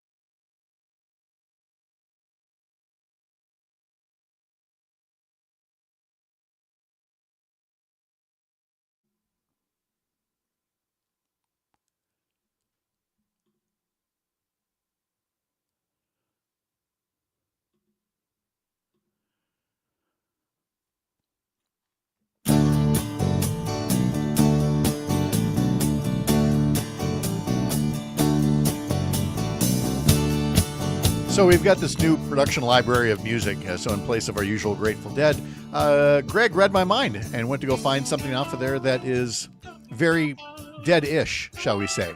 So I'm going to put it to you this way. Either one of you, Dan Schumacher, Greg Bach, can jump in. This is a production library song. Is it reminiscent of any particular Grateful Dead song? Oh, God. Probably all of them. No, the answer is all of them. Yes, the answer is all of them, said the non-fan. Yeah. Dan Schumacher is with us to talk a little sports heading into the weekend here, especially since his Cubs are playing the Brewers starting tonight. Coverage begins at 6:35 on several civic media stations. And if you're looking for it on TV, do not look for it on the FanDuel Sports Network or whatever it's called now. This is, as far as we know so far, the one game this season where the Brewers will be on Apple TV. So if it's anything like last year, I will be at a bar that does not have Apple TV. I will be sitting at the bar, and everybody will be gathered behind me, and we're all going to be watching my phone. That's how it's going to roll for some folks tonight. So, well, it's there's what the Brewers are 3 games back of the Cubs, and then the Reds are 2 games back. No, we're in third place. Yeah. So we got. I said you were telling me we can't catch up with the Cubs till we catch up with the Reds, and we got some work to do after going 4-6 on that road trip and losing 8-0 yesterday afternoon to the lowly White Sox, who now that was their 8th win of the season for the Southsiders. To lose the Sox, I mean, there was nobody at that game. I was watching that game, and it was, I mean, there was just nobody there, and wow, it's just. Jerry Reinsdorf needs to sell the Sox. Oh my gosh, does he ever? You know? Because they need to recapture, whatever glory they haven't had for a number of years here. I'm looking at the NBA playoff bracket here. I'm not seeing the Bulls listed anywhere in here, and so the Cubs being in first place, that's about what you got right now. That's all we got. That's all we got. Yep. So okay, well, I'm still living off the draft. And what did you think of the draft? I thought the Bears did pretty well. I thought Green Bay did really well with that wide receiver. That guy, he's pretty scary. How fast he was. He was the fastest guy at the combine for the Packers. Vikings, I didn't really see who they took. I didn't pay attention much, or Detroit, but. It was nothing that really stood out. This whole Sanders thing just keeps dragging on and on. You can scroll on social media. Every other sports post is about a rumor of what they heard at some interview he did with the Giants or whatever. You know what? I mean, it's just time for him to put it on the field. Prove your critics wrong. The story I think is interesting is that the other boy, Shiloh, fired his dad, or his own dad, Dion, who was just acting as his agent. Oh, really? God. That doesn't surprise me that Deion Sanders thinks he could be his agent. Absolutely. That makes total sense. He's the other kid, the top pick kid. He's still his agent. So I think because he's involved, the hovering of that and Deion's presence, I think those teams just shied away from the baggage that they bring. And let's keep in mind, there is ample room for confidence in any situation, any job interview situation. Yeah. There's confidence. There's also skill, but there's also humility. You're applying for a job. You're going to someplace new. And if any one of us were to go into a new job, with not a chip on our shoulder, but, really thinking that we're all that, you're going to get humbled really quickly. Oh, sure. And in this case, Shedeur didn't even happen in the locker room and training camp. It happened from the GMs who said, I've got other people that I can hire instead. So that's why I say, well, let's advance the story and say, all right, now it's time to see what that skill will get you at Cleveland. In Cleveland. Oh, well. Anyway, I hate harboring on this subject, but I heard an interesting theory. I think I just shared with you last night, Pat. I mean, they've drafted 2 quarterbacks with a crowded quarterback room already. Yeah. So is the idea that somehow Deion brokered that, and then knowing that they will cut him and allow him to become an instant free agent, and then he can sign with any team that he wants? I don't know. I mean, it was just a theory I heard. I don't know if it's true or not, but it makes a little bit of sense. But I didn't think Deion has that kind of control. Well, I think Deion might think Deion has that kind of control. Yeah. Here's the rumor, the theory about the Cleveland Browns that I heard, and once I tell it to you, you can't unsee it. The Cleveland Browns helmet logo, if you look closely, looks like a rabbit pushing a shopping cart. I know. What? Their logo is nothing. I thought their logo was nothing. It was brown. It is nothing. It's a brown helmet. It's basically, we're talking about the face mask, the face guard. Oh. And from a profile, it's a rabbit pushing. See, we got to lighten it up a little bit here. I watched the Minnesota Wild get eliminated in the hockey playoffs last night by the Vegas Golden Knights. So they advance. It looks like 6 of the final 8 teams have been determined in the NHL playoffs. Meanwhile, over in the NBA, there's still 2 series. Oh, Greg saw it. You saw it, didn't you? The rabbit? Yep. Totally.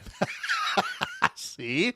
Pat, what about last night? I was telling you about, what do you think about, this is a bigger epidemic, happens at youth sports, but how about the father of one of the players in the NBA went up and confronted Giannis after the game?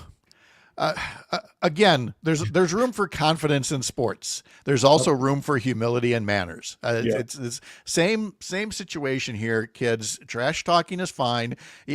As a parent, I don't care if your parent's in Little League or in the NBA. We can expect better. Let's just put it that way. We got to get better. Yeah. Your youth sports, you've got fights and you've got moms yelling, and you see so many videos of how poorly the adults are acting at these sporting events, and especially at youth events, and it just brings all that subject matter up when we just need to behave, and like you said, the humility that parents need to have, and let their kids just play. You know who's got humility right now? The Los Angeles Lakers. Yes, they do. Getting eliminated by the Timberwolves. Dan Schumacher, thank you so much. I'll see you at the Mallard later. Yeah, you bet. Opening day. I got my Lake Soda hat on today. Here we go. It's opening for the Mallard. Greg Bach is back in 1 hour for Matt and Air on Air. Sam will be on the board. We'll be joined by Kristin Lyerly and Emily Tseffos coming up here on the Civic Media Radio Network.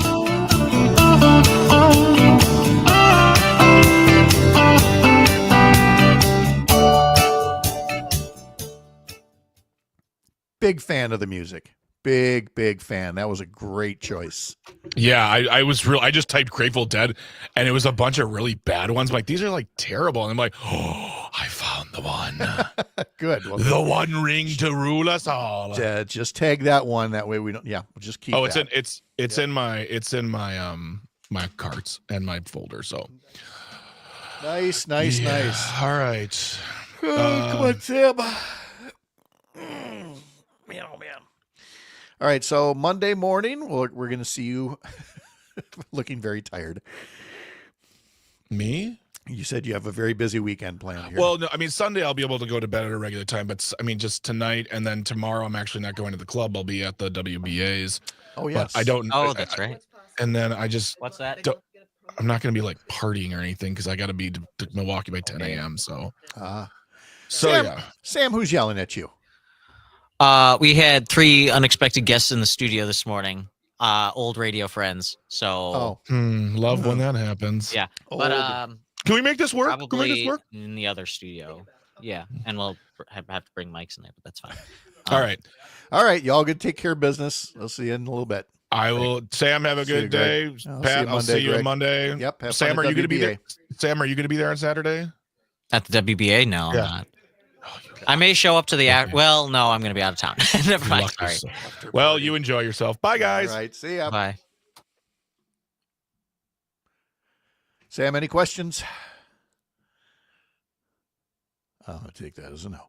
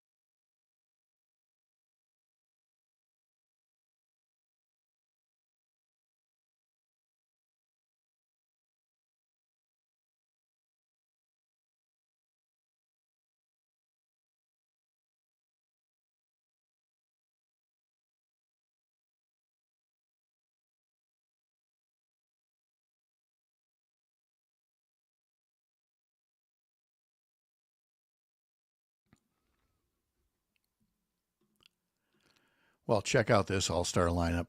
Wow. Woot woot. Good morning. Hello, Emily. It's been a long time. How are you? It's been a minute. I'm doing well. How are you? Good. Thank you for well enough. coming That's on all. board. It's a loaded question. I know. Yep. We still don't have the quintessential answer to that yet in these times. Yeah. Yeah. What's Kristin doing this weekend?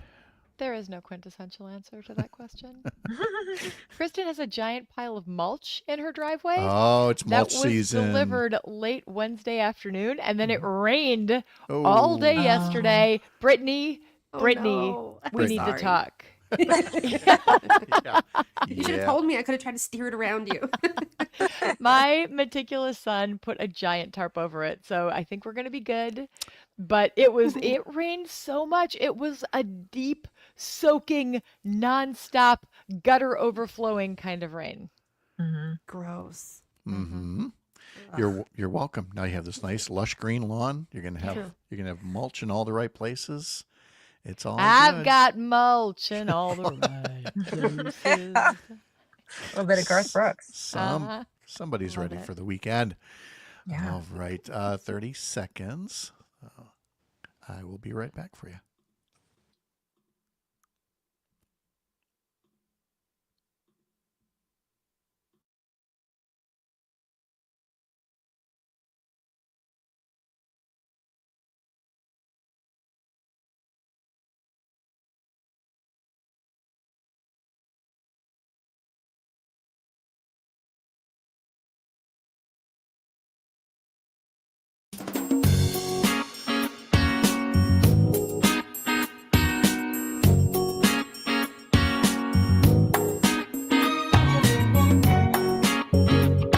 Live across Wisconsin on Civic Media, you're listening to Mornings with Pat Kreitlow, powered by Up North News. Now, from our Lake Wissota studio, here is the founding editor of Up North News, Pat Kreitlow.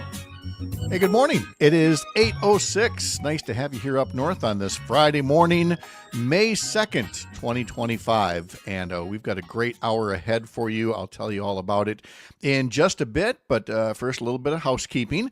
And that, of course, is a reminder that at Up North News, we'd love to have you subscribe to our daily newsletter. Head over to upnorthnewswi.com.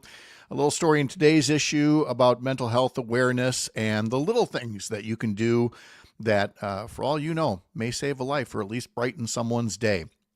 And then, of course, there's our new weekend edition, comes out on Sunday mornings with an emphasis on Wisconsin politics. It will include a story we've already talked about earlier about the first official candidate in the race for Wisconsin governor for next year. It's Washington County Executive Josh Schoeman, who is no stranger to getting attention for spouting the usual conservative talking points. Let's put it that way. And so we'll be having that story in our newsletter and certainly talking all about it in the weeks and months to come, because we've got a long way to go before the 2026 election is over. It feels like we just finished one or two of them.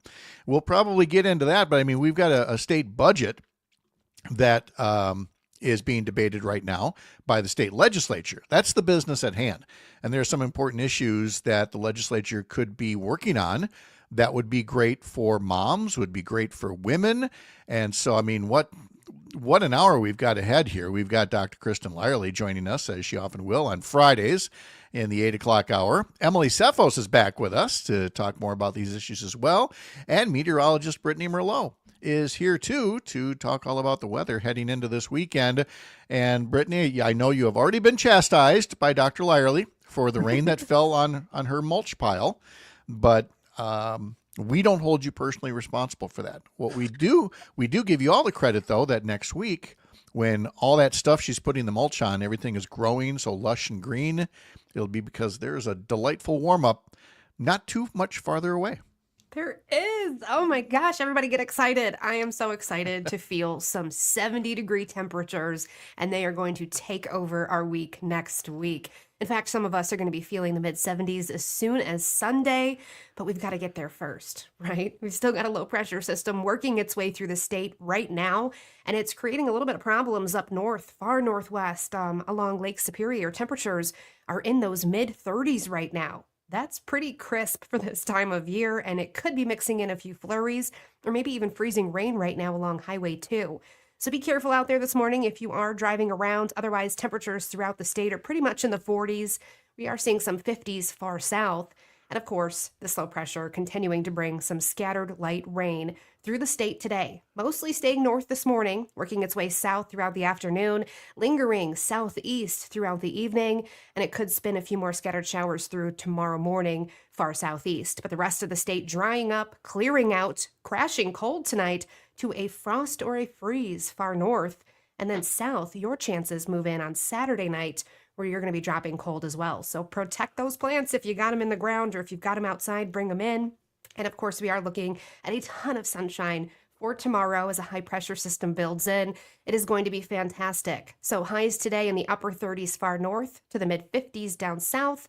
We're going to warm things up tomorrow to 60s west, 40s east. Sorry, you're going to have a little bit of a lake breeze off of Lake Michigan, but otherwise on Sunday, 70s for the northwest areas of the state and 50s southeast. It's going to feel nice. Have you got time to stick around for one good news story? Of course. That deals with the NFL draft, which was in Kristin's backyard over here, where the Brown County Tavern League is earning praise for keeping the roads safe.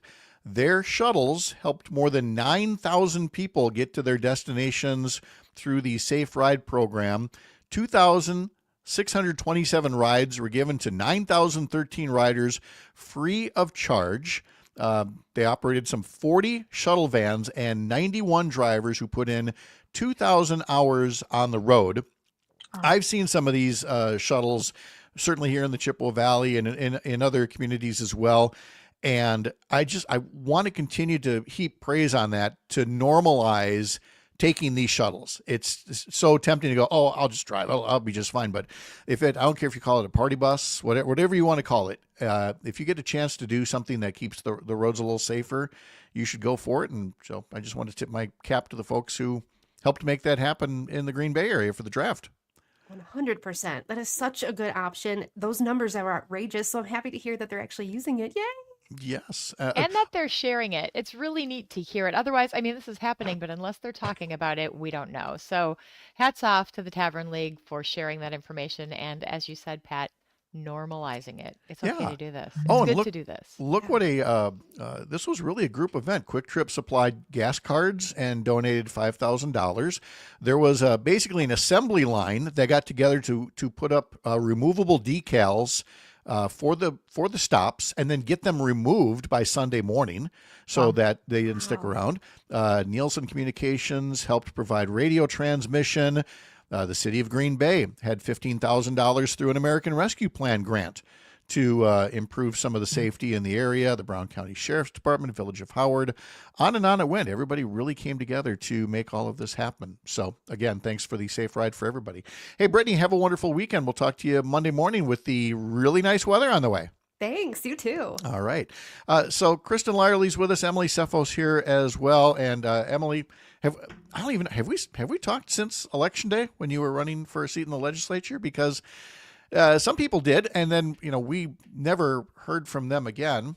And then there's heroes like you who you're out there and you're putting yourself out there on social media, continuing the messaging that needs to be done in this day and time. We talked about this a little earlier in the program, that it's these demonstrations and it's the news conferences and it's the social media posts that that get people's attention. They may not know about some of the things that Republicans are doing in the White House and in Congress and in the legislature without your efforts.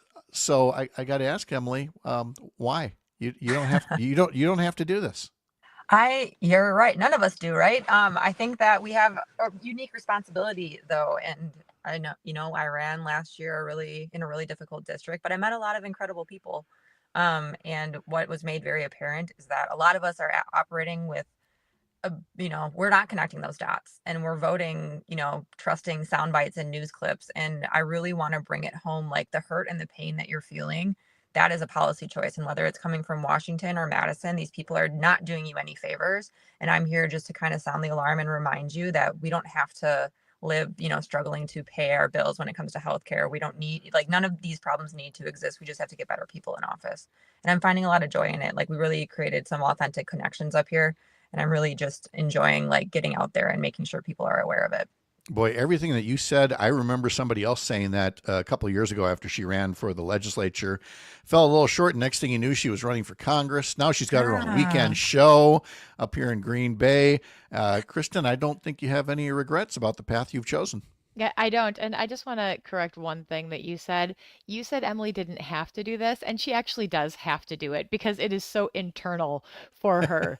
So this is a drive, and it's not a have to get attention. It's a have to get out and make a difference. So what you don't see, you see her on social media, you see those actions, but you don't see the organizing she's doing behind the scenes, how she's running the Outagamie County Dems, and they are a robust group of folks who just need somebody to help point them in the right direction. She is helping to give people a voice who otherwise don't know what to do or what to say. And when you see these demonstrations that are happening up here, people out in the streets who are having conversations, who are figuring out how to make a difference, a lot of that is coordinated by Emily Tseffos. So Emily, I just wanted to make sure that people understood it is not just you on TikTok. You are doing all of the work all over the place. Tony writes on YouTube, Emily had a show too, OG Rational Revolution. That's right. The OG with Chris Elfheim over there. Yep. That's right. Who's serving in the state Senate now. Back to the draft for a second, just because Cassandra wanted to thank folks. Those safe ride programs kept traumas out of our unit, she says. And so thank you, Tony, writing, not all heroes wear capes. And again, Kristin, it's really about just everybody doing a part and not just sitting like a lump watching TV. There's a difference you can make either in community volunteering, like on that safe ride program we just talked about, or something that's a bit more political or even partisan. Yesterday, there were May Day demonstrations all over. Bunch of people gathered in Hayward to show support for Judge Monica Isham, who's been the subject of some very, hateful comments since the arrest of Judge Hannah Dugan in Milwaukee 1 week ago. But you had folks, of course, in Madison, Milwaukee, everywhere. You can look on social media and see that there's something. I almost sound like a Buffalo Springfield song. There's something happening here. But it feels a lot like that era in the late 60s when, people just felt the need. They felt the need that they can't just stay home and watch all this injustice and unfairness, Kristin. It's true. It's peaceful. These are not paid protesters. These are people who are concerned and they're looking for a place to plug in and make a difference. My son Abe was in Racine the other day, just driving down the street, and there were people outside the Social Security office making sure that their voices were heard and people understood that Social Security is important to them. So there is a place for you, no matter who you are or where you live, to get out there and let the world know that things are not working for us right now here in Wisconsin and across the country. And frankly, we're just not going to stand for it.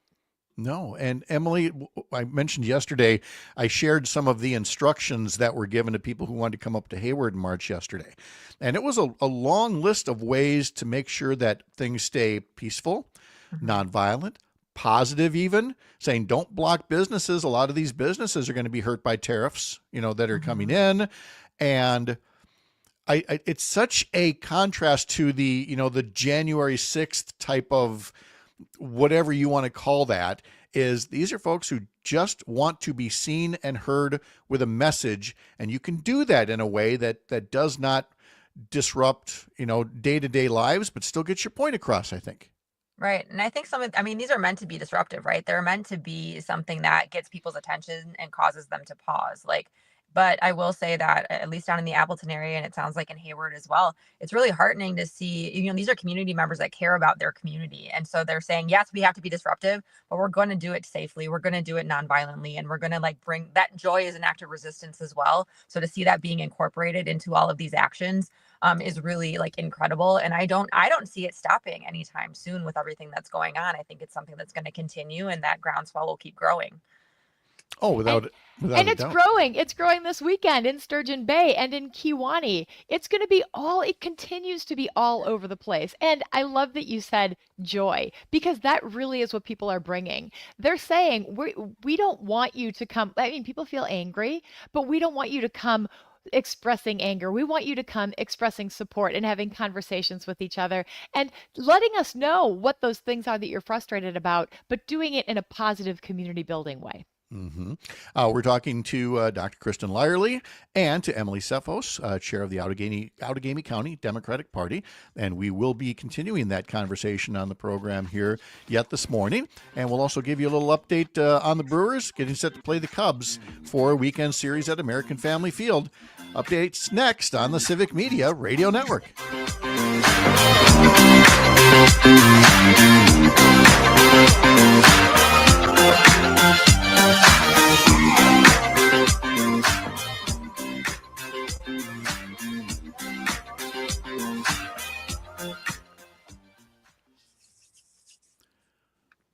So yes, Kristin, we've ruined the surprise, but just for you.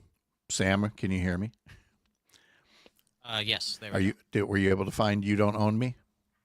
I can pull it up quick. Yeah. Yes, please. We're making an exception to our new music rules, just for you, because you couldn't be there for today's history lesson. So. Aww. Yeah. That's my theme, Emily.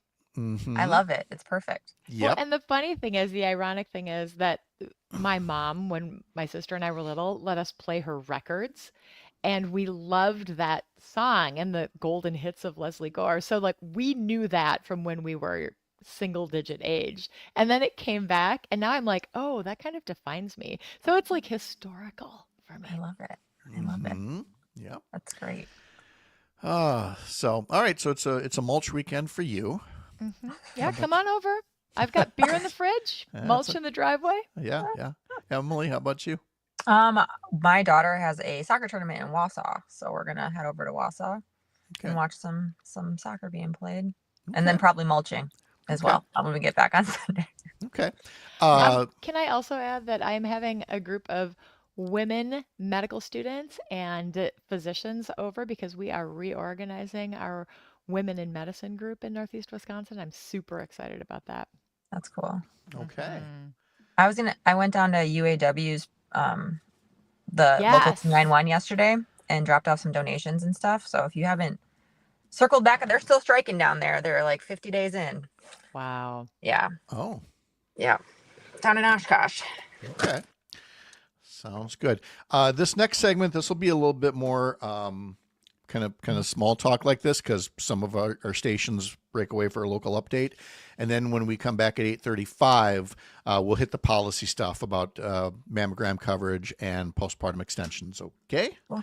So we're back in just under 30 seconds. Love it.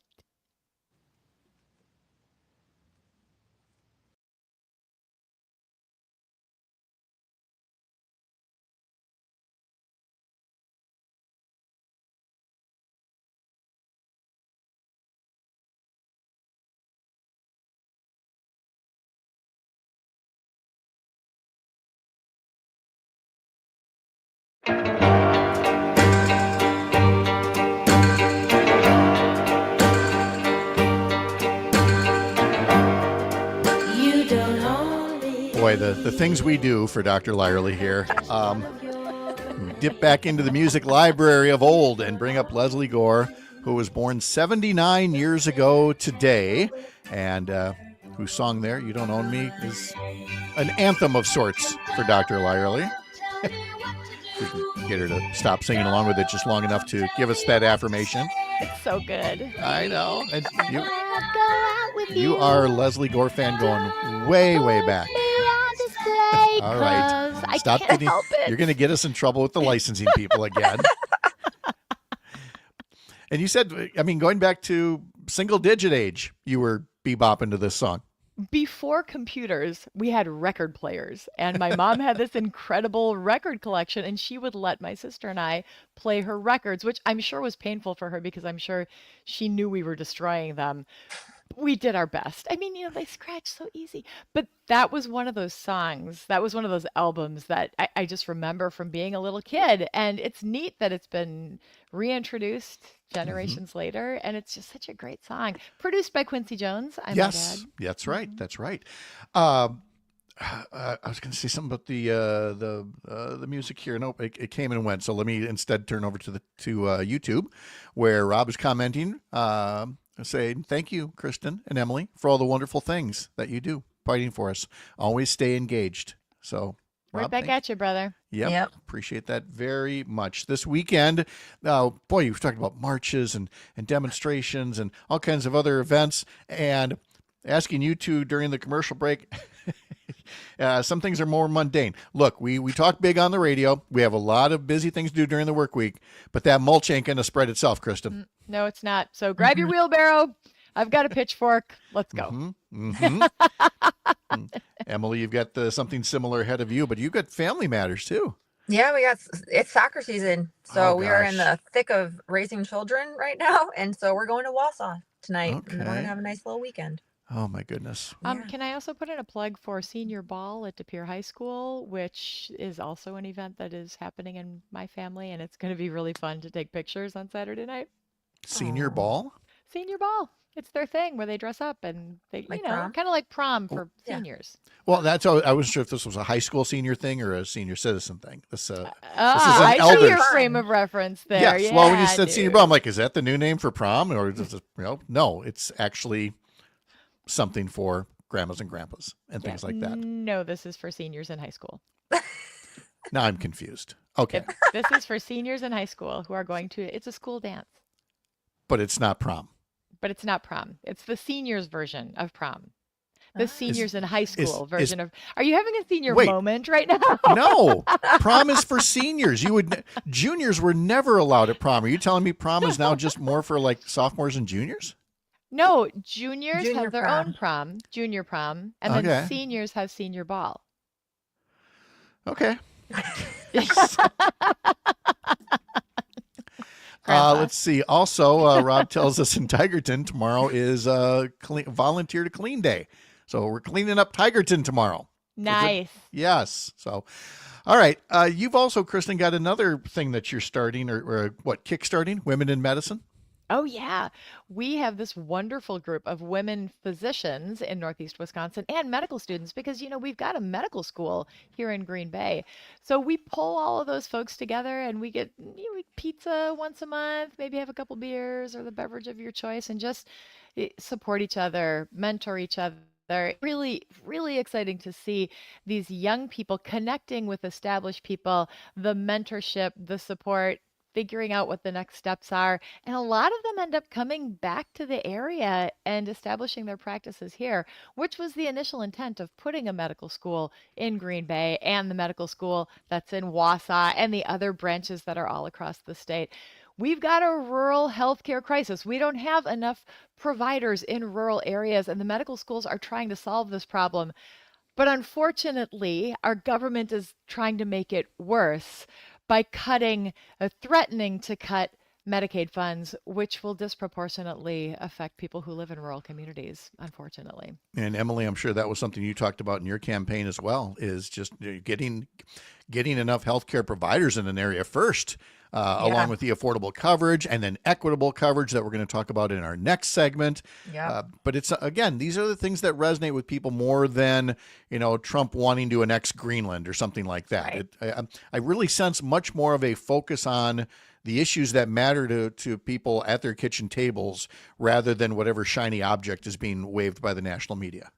Yeah. And I think that's the thing, right? Is that we have a party and a side that is sort of like focusing on the things that are going to affect like 5-10 people, but not dealing with like the meat and potatoes problems that we're all dealing with. And it's something that we want to keep driving home as like Democrats and as local people, local leaders in our community is like these problems right outside your door. Like we actually want to fix them and not deal with all of the other shiny objects. Which makes sense because so often in polling, you get that from folks like, oh, nobody's talking about the things that matter to me. They're important to me. But I feel like finally folks are listening and saying we don't have to just be the outrage machine all the time. We can say, we know what this problem is. Here is a proposed solution, and here are the people who are blocking the solution. So much more productive. Tony writes in on YouTube, Pat silently judging kids these days. I think it goes both ways, Tony. I don't think, and it wasn't so silent either. It wasn't so silent. Again, it's prom, kids. Why do we have to give it a different name? I will say, I might have mentioned this the other day, but I have one national podcast that I've listened to, going back 25 years when it was a radio show. And they read one of my letters a couple weeks back because they were talking about prom horror stories. And I talked about the one where our prom entertainment was Florence Henderson and Tennessee Ernie Ford at the old Carlton Celebrity Dinner Theater in the Twin Cities, with a girlfriend who'd broken up with me a week earlier, but we decided we'd already paid for the tux and the dress, so we may as well go. We saw Florence Henderson sing, and then I never saw her again. I feel dumbest how prom all ever. this trauma has It's really clearly spread into affected our how I look generation. at the senior ball here. Yes, we'll do more psychoanalysis of your host coming up next from Lake Wissota on the Civic Media Radio Network.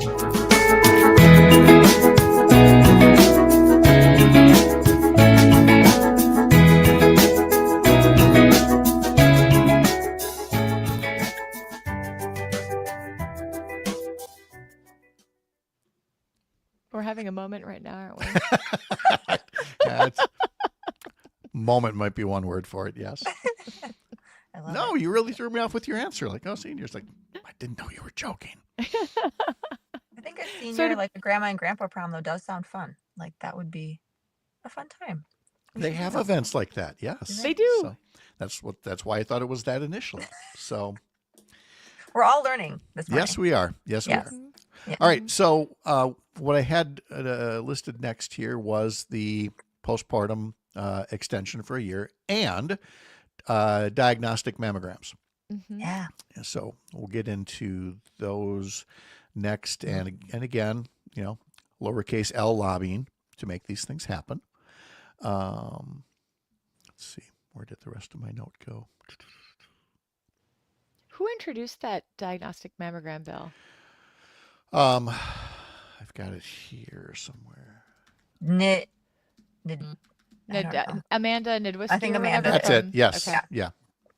I don't know So how it's to say her last name. Republican, so it's likely to at least get attention. Well, this is the third time that they've tried to put it through. So, for whatever reason, these things just get stuck. Yeah. It makes no sense. No. And I don't know historically if it was like a Dem-led bill, but they passed it, to get it a better shot. I don't know. I can say, and I'll say this when we are actually on the air, but on behalf of like doctors and patients, we support this because there's nothing more frustrating than having a finding on a screening mammogram and a patient doesn't go get her follow-up scan because she can't afford it. Yep. Oh, I know. I was, when I hear charts being dictated and there's a big lapse in care because, people can't afford it or whatever. And it's just like, how is this still a thing? Well, Robin Vos, that's how this is still a thing, Although I wonder about the breast screening. I wonder if the barrier is more like the health insurance companies or I don't. It's part that they don't want to, a lot of Republicans don't want to do any kind of a mandate at all. Yeah. They've gone to such an extreme now. They want not a penny of taxes, even though that's how you pay for things. They don't want a single regulation. I mean, I joke all the time. If we didn't have stop signs and if somebody were saying, why don't we invent stop signs? They'd be like, no, don't tell me what to do. Right. We wouldn't have stop signs with some of these folks. Honest to God, we wouldn't. Well, and to be clear, a lot of these Republicans are men who don't have the risk for breast cancer that women do, although men can get breast cancer. So it's not as personal for them. As I think in that press release too, she explicitly said, like, we don't like to do this typically, but it's worth, kind of acknowledging that this breaks with the precedent we've set. So, yeah. Yes, she does. Yes, she does say it in this Wisconsin Public Radio article here. Do we have 2 minutes for me to get coffee? I really want we have a minute and a half. So no, then I'm not going to. No. Okay. I need coffee as well. I went and saw Oliver Wood. Do you guys know the Wood brothers? It's a really like lovely little band, but he was at the Meyer Theater yesterday in Green Bay. Oh, So where I are need they coffee from? this morning. What was that? Where are they from? Minnesota. Minnesota. Minnesota. Don't you know? Where they play hockey. Hockey. Hockey in Minnesota. Yeah. But not in their boats. Somebody from Northeast Wisconsin mocking an accent. That's rich. You guys just keep it to yourselves over there. Yep. Tell your folks I says hi. Yep. Oh. Oh. What's happening there, Pat? Nothing. Just looking to see what else is going on. Thought maybe you got a stitch in your back or something. No, I went with the. I kind of went with the 3-screen thing, except it's a laptop and it's way over here. Oh. So look at my laptop with these eyes. I have to lean in, or I could magnify to 150%. There we go. All right, 30 seconds. It's pick on Pat day, I think. I'm just here. I'm not doing it, Pat. I know. I am. I'm trying to make friends. 15 seconds.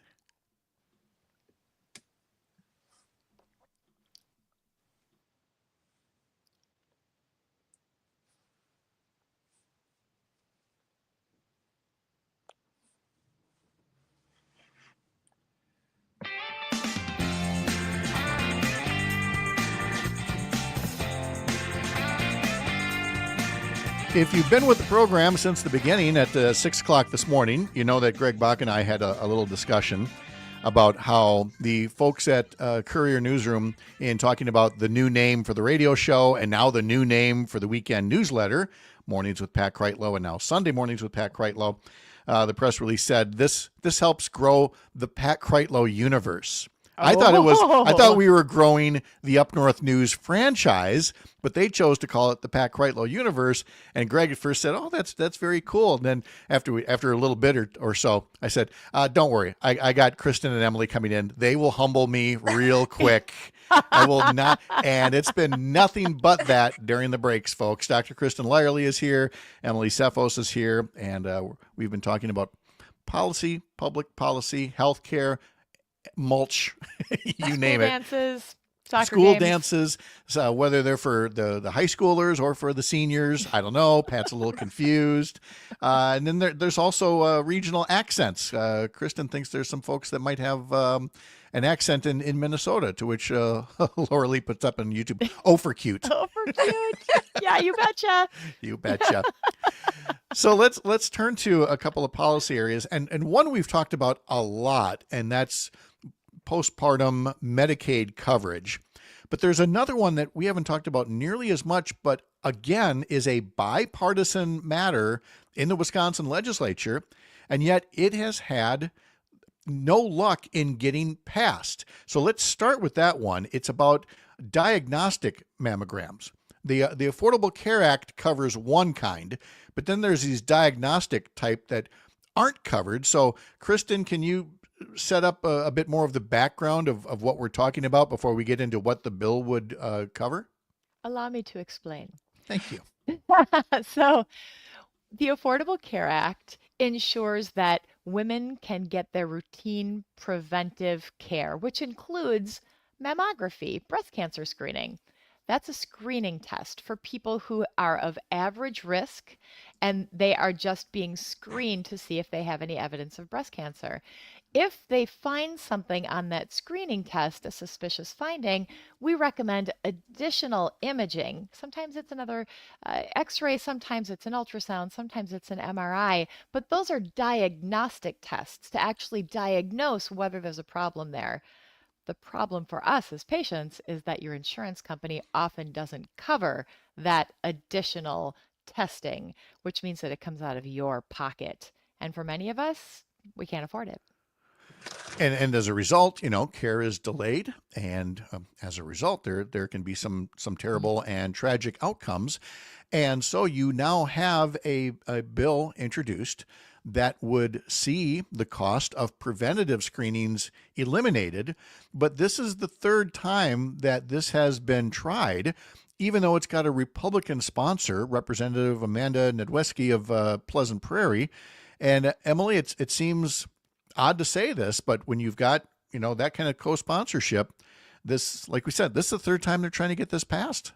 Mm-hmm. And hopefully it does pass, but I think it's like that, it's the inside baseball stuff. So we don't know, like, if it was a Democratic bill and they said we're never going to get it heard because of the way things work in Madison.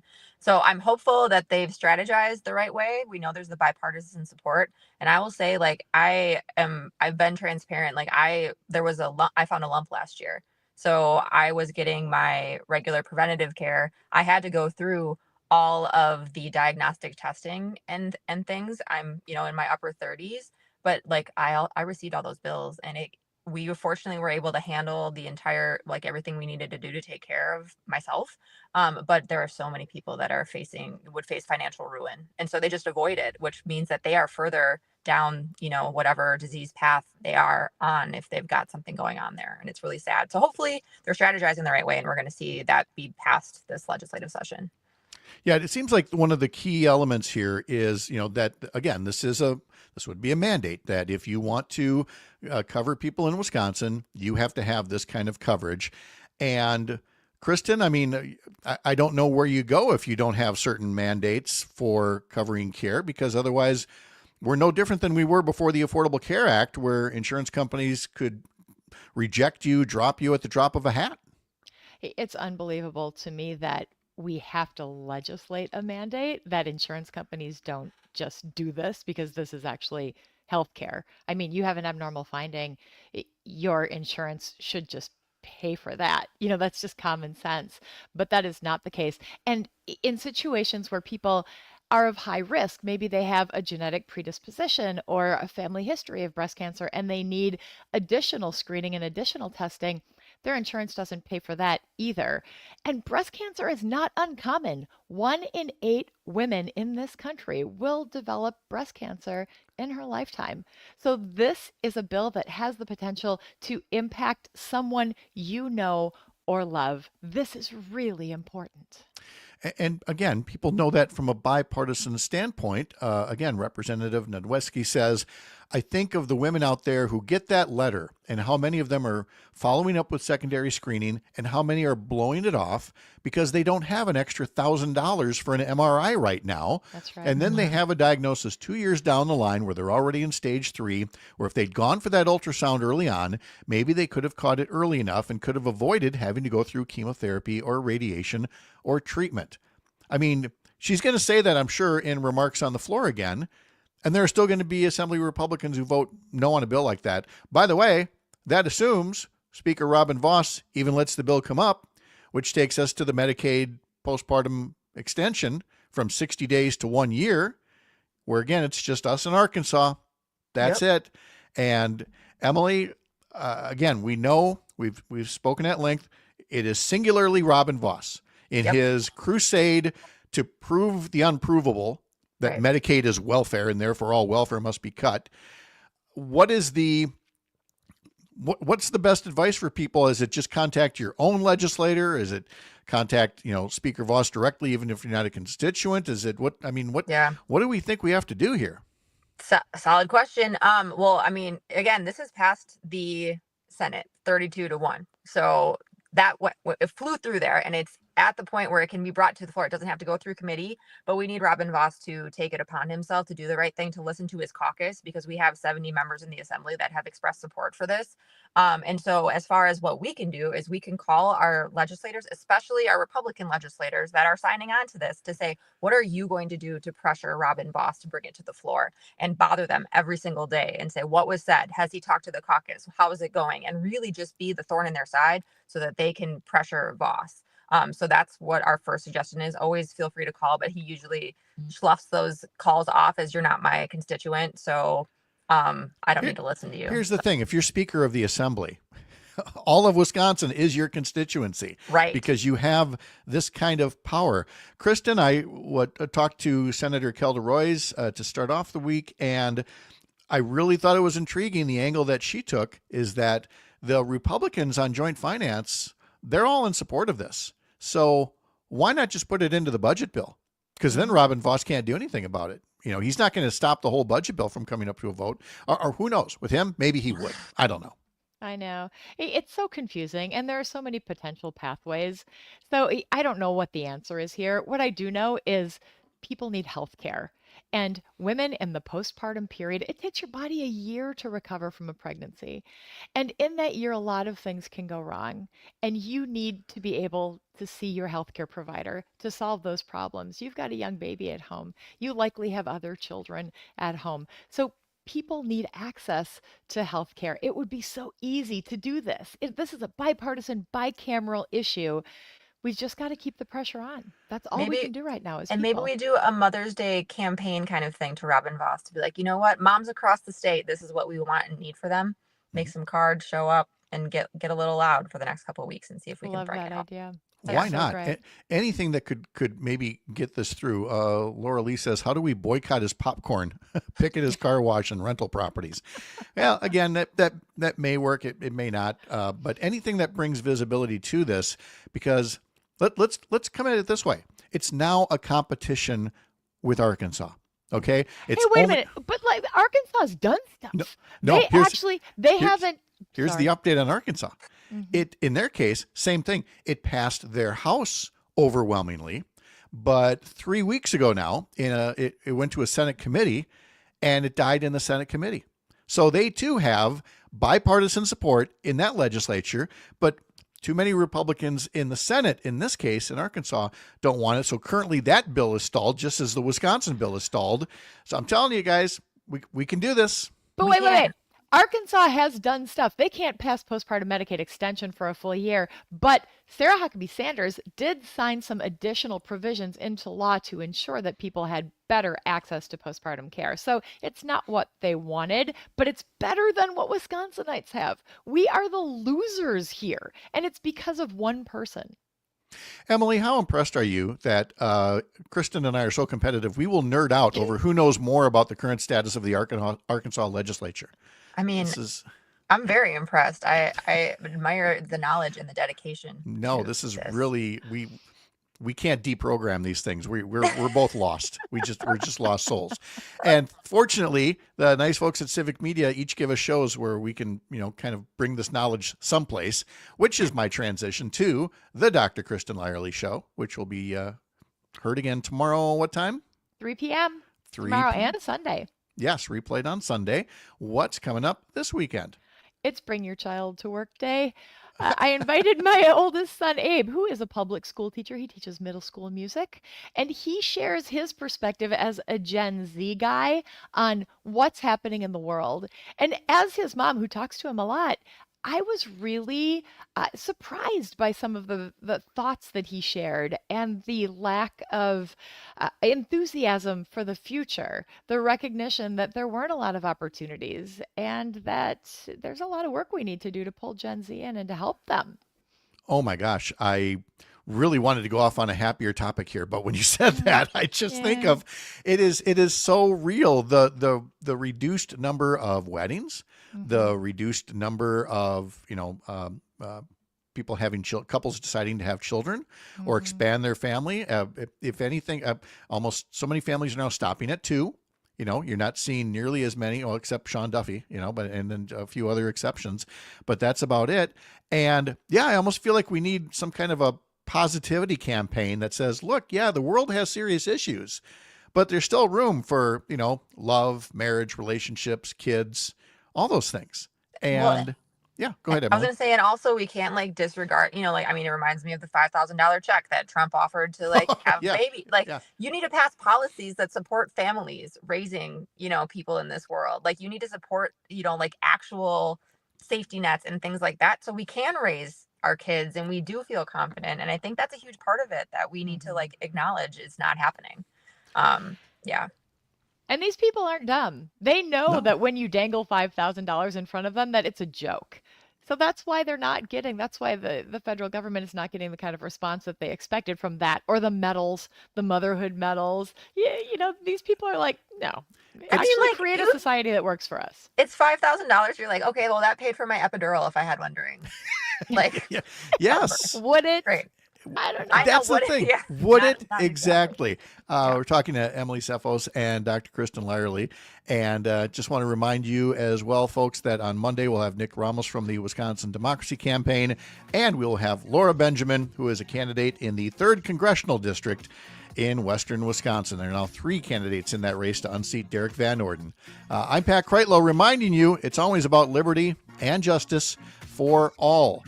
This is the Civic Media Radio Network.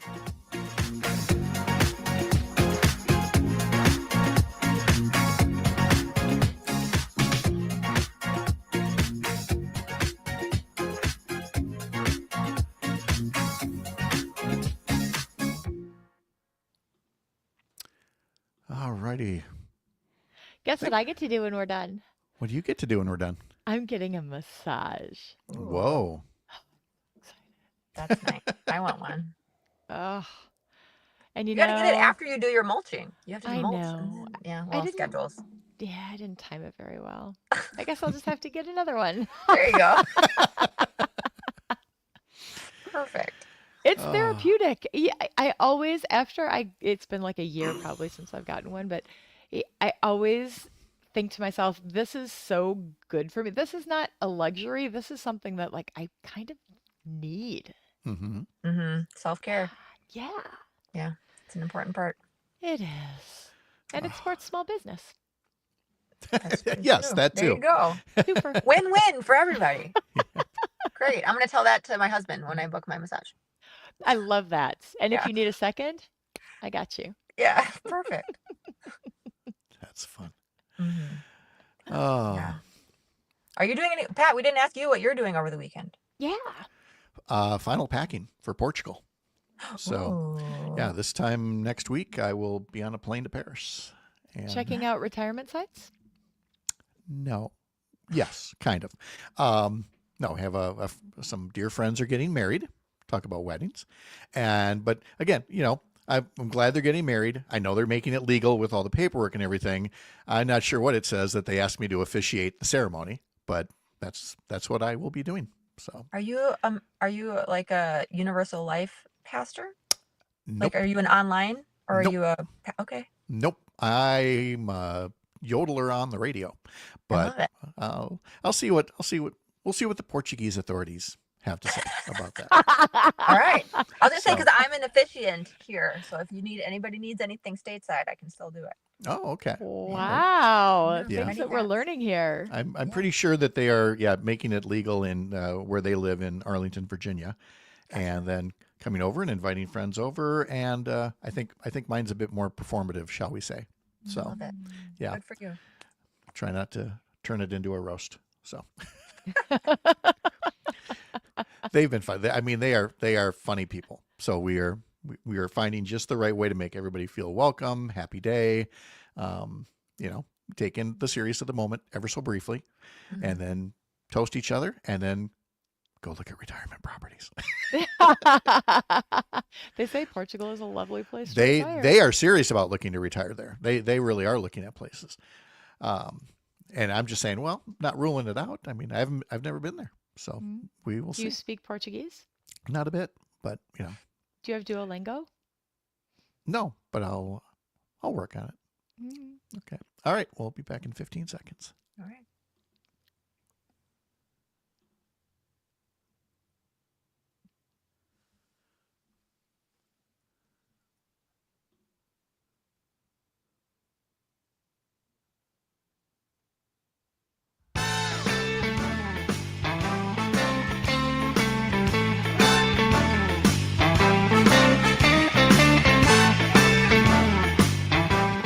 Wow, we're discovering all kinds of things in the production library over here. So we switch the show around, expand to 3 hours, get some new music. Sam's on the board. Greg Bach will be back in mere minutes for Matt and Air on Air from 9 to 11 here across the Civic Media Radio Network. We're talking to Emily Tseffos and Dr. Kristin Lyerly. Emily, it started this all off by saying how great it was that you were staying involved and you were staying active on social media. And I loved what you were doing on social media, making videos during the campaign. But we really didn't get into what are you doing now? Are you on any kind of like a regular cadence or routine? Where can people find you? And what is it that you want and like to do? Yeah, I'm everywhere all at once. I'm like a whirling dervish. I'm still on social media and I'm trying to be active like about like again the real world local impacts of what's happening from Washington to Madison. I'm also trying to do a lot of community organizing like here in the district that I ran in Outagamie County to make sure that we are supporting folks as things fall away. So we were out at the Tyson plant in New London the other week calling to attention the termination of a humanitarian parole program for workers there. I was at the UAW, a group that's striking in Oshkosh yesterday, talking about right to work laws and how that deals with the Supreme Court here in Wisconsin. And we talked about Medicaid and what's going to happen to rural communities when Medicaid, goes away if they're making those cuts. So I'm everywhere, but follow me on social media for sure. And we're going to keep doing that work. And I'm always looking to get more people involved. Okay, and folks can find you now. We get to get into the spelling of your name. Oh yes, which is does throw people off occasionally. But if people want to find you on social media, tell the radio audience how to do that. Sure. So I'm just Emily Tseffos in Wisconsin. It's a Greek last name, one from a nice German Daniels to Tseffos when I got married. So it's Tseffos, and then I'm on Instagram, just Emily Tseffos WI. I've got a website that is in the works of being updated to be more of a community aid kind of resource. But that's for now, I'm just on the socials. I'm also on TikTok. So yeah. The thing that I really like about the videos that you make and Kristin as well is how many of them are just direct to camera. They could be over a cup of coffee saying, look, here's something that's happening that you should know about. And there was, it was so needed. And I know that Kate Duffy's been doing the same thing in Motherhood for Good. There's just more of these, as we see each other in person less and less, and people are looking at their phone screens more and more.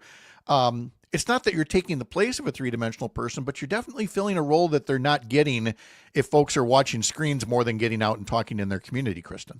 Yeah, absolutely. And what Emily is doing now is the same stuff she was doing during her campaign. She wasn't campaigning with bright lights and shiny things. She was talking to people and knocking doors and having conversations. That's the community building that people really want. And that's what we're doing all across Northeast Wisconsin. So we're not campaigning, we're trying to help each other. You see our elected representatives, the Republicans, doing photo ops, but then they leave. Emily's bringing supplies to the striking workers at UAW to make sure that they're well taken care of. That's community building, and that's what we're going to continue to do because that's what people need. And it's real. And Emily, I don't say this to out of embarrassment, but I mean, I've seen you get emotional making these videos and talking about things because you're talking about real life and the people you're meeting and their struggles. Yeah, and I think like that digital, existing in a digital sense, it is where everybody gets their information. They spend a lot of time on their phones, and those conversations and those relationships, even in a digital world, are real to people. And so like that's something that I'm trying to instill upon like county parties, candidates going forward, like invest in your digital, persona as it is, because like I've walked up to plenty of doors where like, I saw you talking about this issue, and it like gives you're further down the road with that conversation and that relationship. And so showing up in real life, like obviously not doing the photo op thing where I'm taking a picture and smiling and then actively working against the group that I'm standing with. Like showing up in real life and digitally is so important, and being consistent in that. And that's what we're going to keep doing because those stories are worthwhile and these people's lives matter and they don't get heard. And so we got to just raise that alarm. We do. Last thing would be in your role as active Democrats. Emily as chair of the Outagamie County Democratic Party. Kristin's been very active in Brown County as well. Democrats will be picking a new state chair at their convention in June. I am not putting you on the spot about that, but just about whatever kind of a buzz is out there. Obviously, people are going to miss Ben Wickler, but they've got three good options to choose from out there. Do you feel like the party membership there is engaged and ready to hear from all these candidates, or are they feeling anxious or worried that Ben is leaving? Emily, what sense do you get in Outagamie County? I think we're obviously like, fundraising is a big thing because Ben was able to pull in, a lot of cash that was utilized well in here in Wisconsin. But I think those of us on the ground are also like really anxious to see strategy. Like, what does that look like to employ and to utilize the infrastructure that exists across the state in a way that is effective, no matter where we are, whether we're in Dunn County or Outagamie or Racine. And so I'm really anxious to just continue to learn more about the candidates, about what their vision for employing and utilizing us on the ground, and how to like collaborate with them. Kristin? And I would just add that the Democratic Party lives outside of Madison and Milwaukee. I think we think about those big city strongholds, but we've got a really strong group of Dems in Outagamie, in Brown, unbelievably in Kewanee. But these are places where it's harder to be a Democrat. So what we need outside of the big cities is a leader, a party that recognizes that we're here and the support to help us do the things that we know the people across the state in these rural areas, they want our help. They want to be able to express these democratic values that we're pushing forward. So that's what I am looking for, and that's what I know a lot of my colleagues in Northeast Wisconsin are looking for, someone who recognizes that there are Democrats outside of the big cities. Dr. Kristin Lyerly, her show's on tomorrow, 3 o'clock, up in the Green Bay area. Look on the Civic Media app. Emily Tseffos, thank you both. So great to visit with you. Thanks for staying for the hour. Thank you. And have fun with those mulch piles. Happy weekend. We'll see y'all later. My thanks to Emily and to Kristin, also to all of our guests today. Keya Vakil, Colin Booth from the Granite Post in New Hampshire, Kyle Kaminsky from the Gander in Michigan, Jim Santel, Jennifer Schulze, Mark Jacob, Dan Schumacher, and to you. Have a wonderful weekend. We'll see you Monday morning at 6.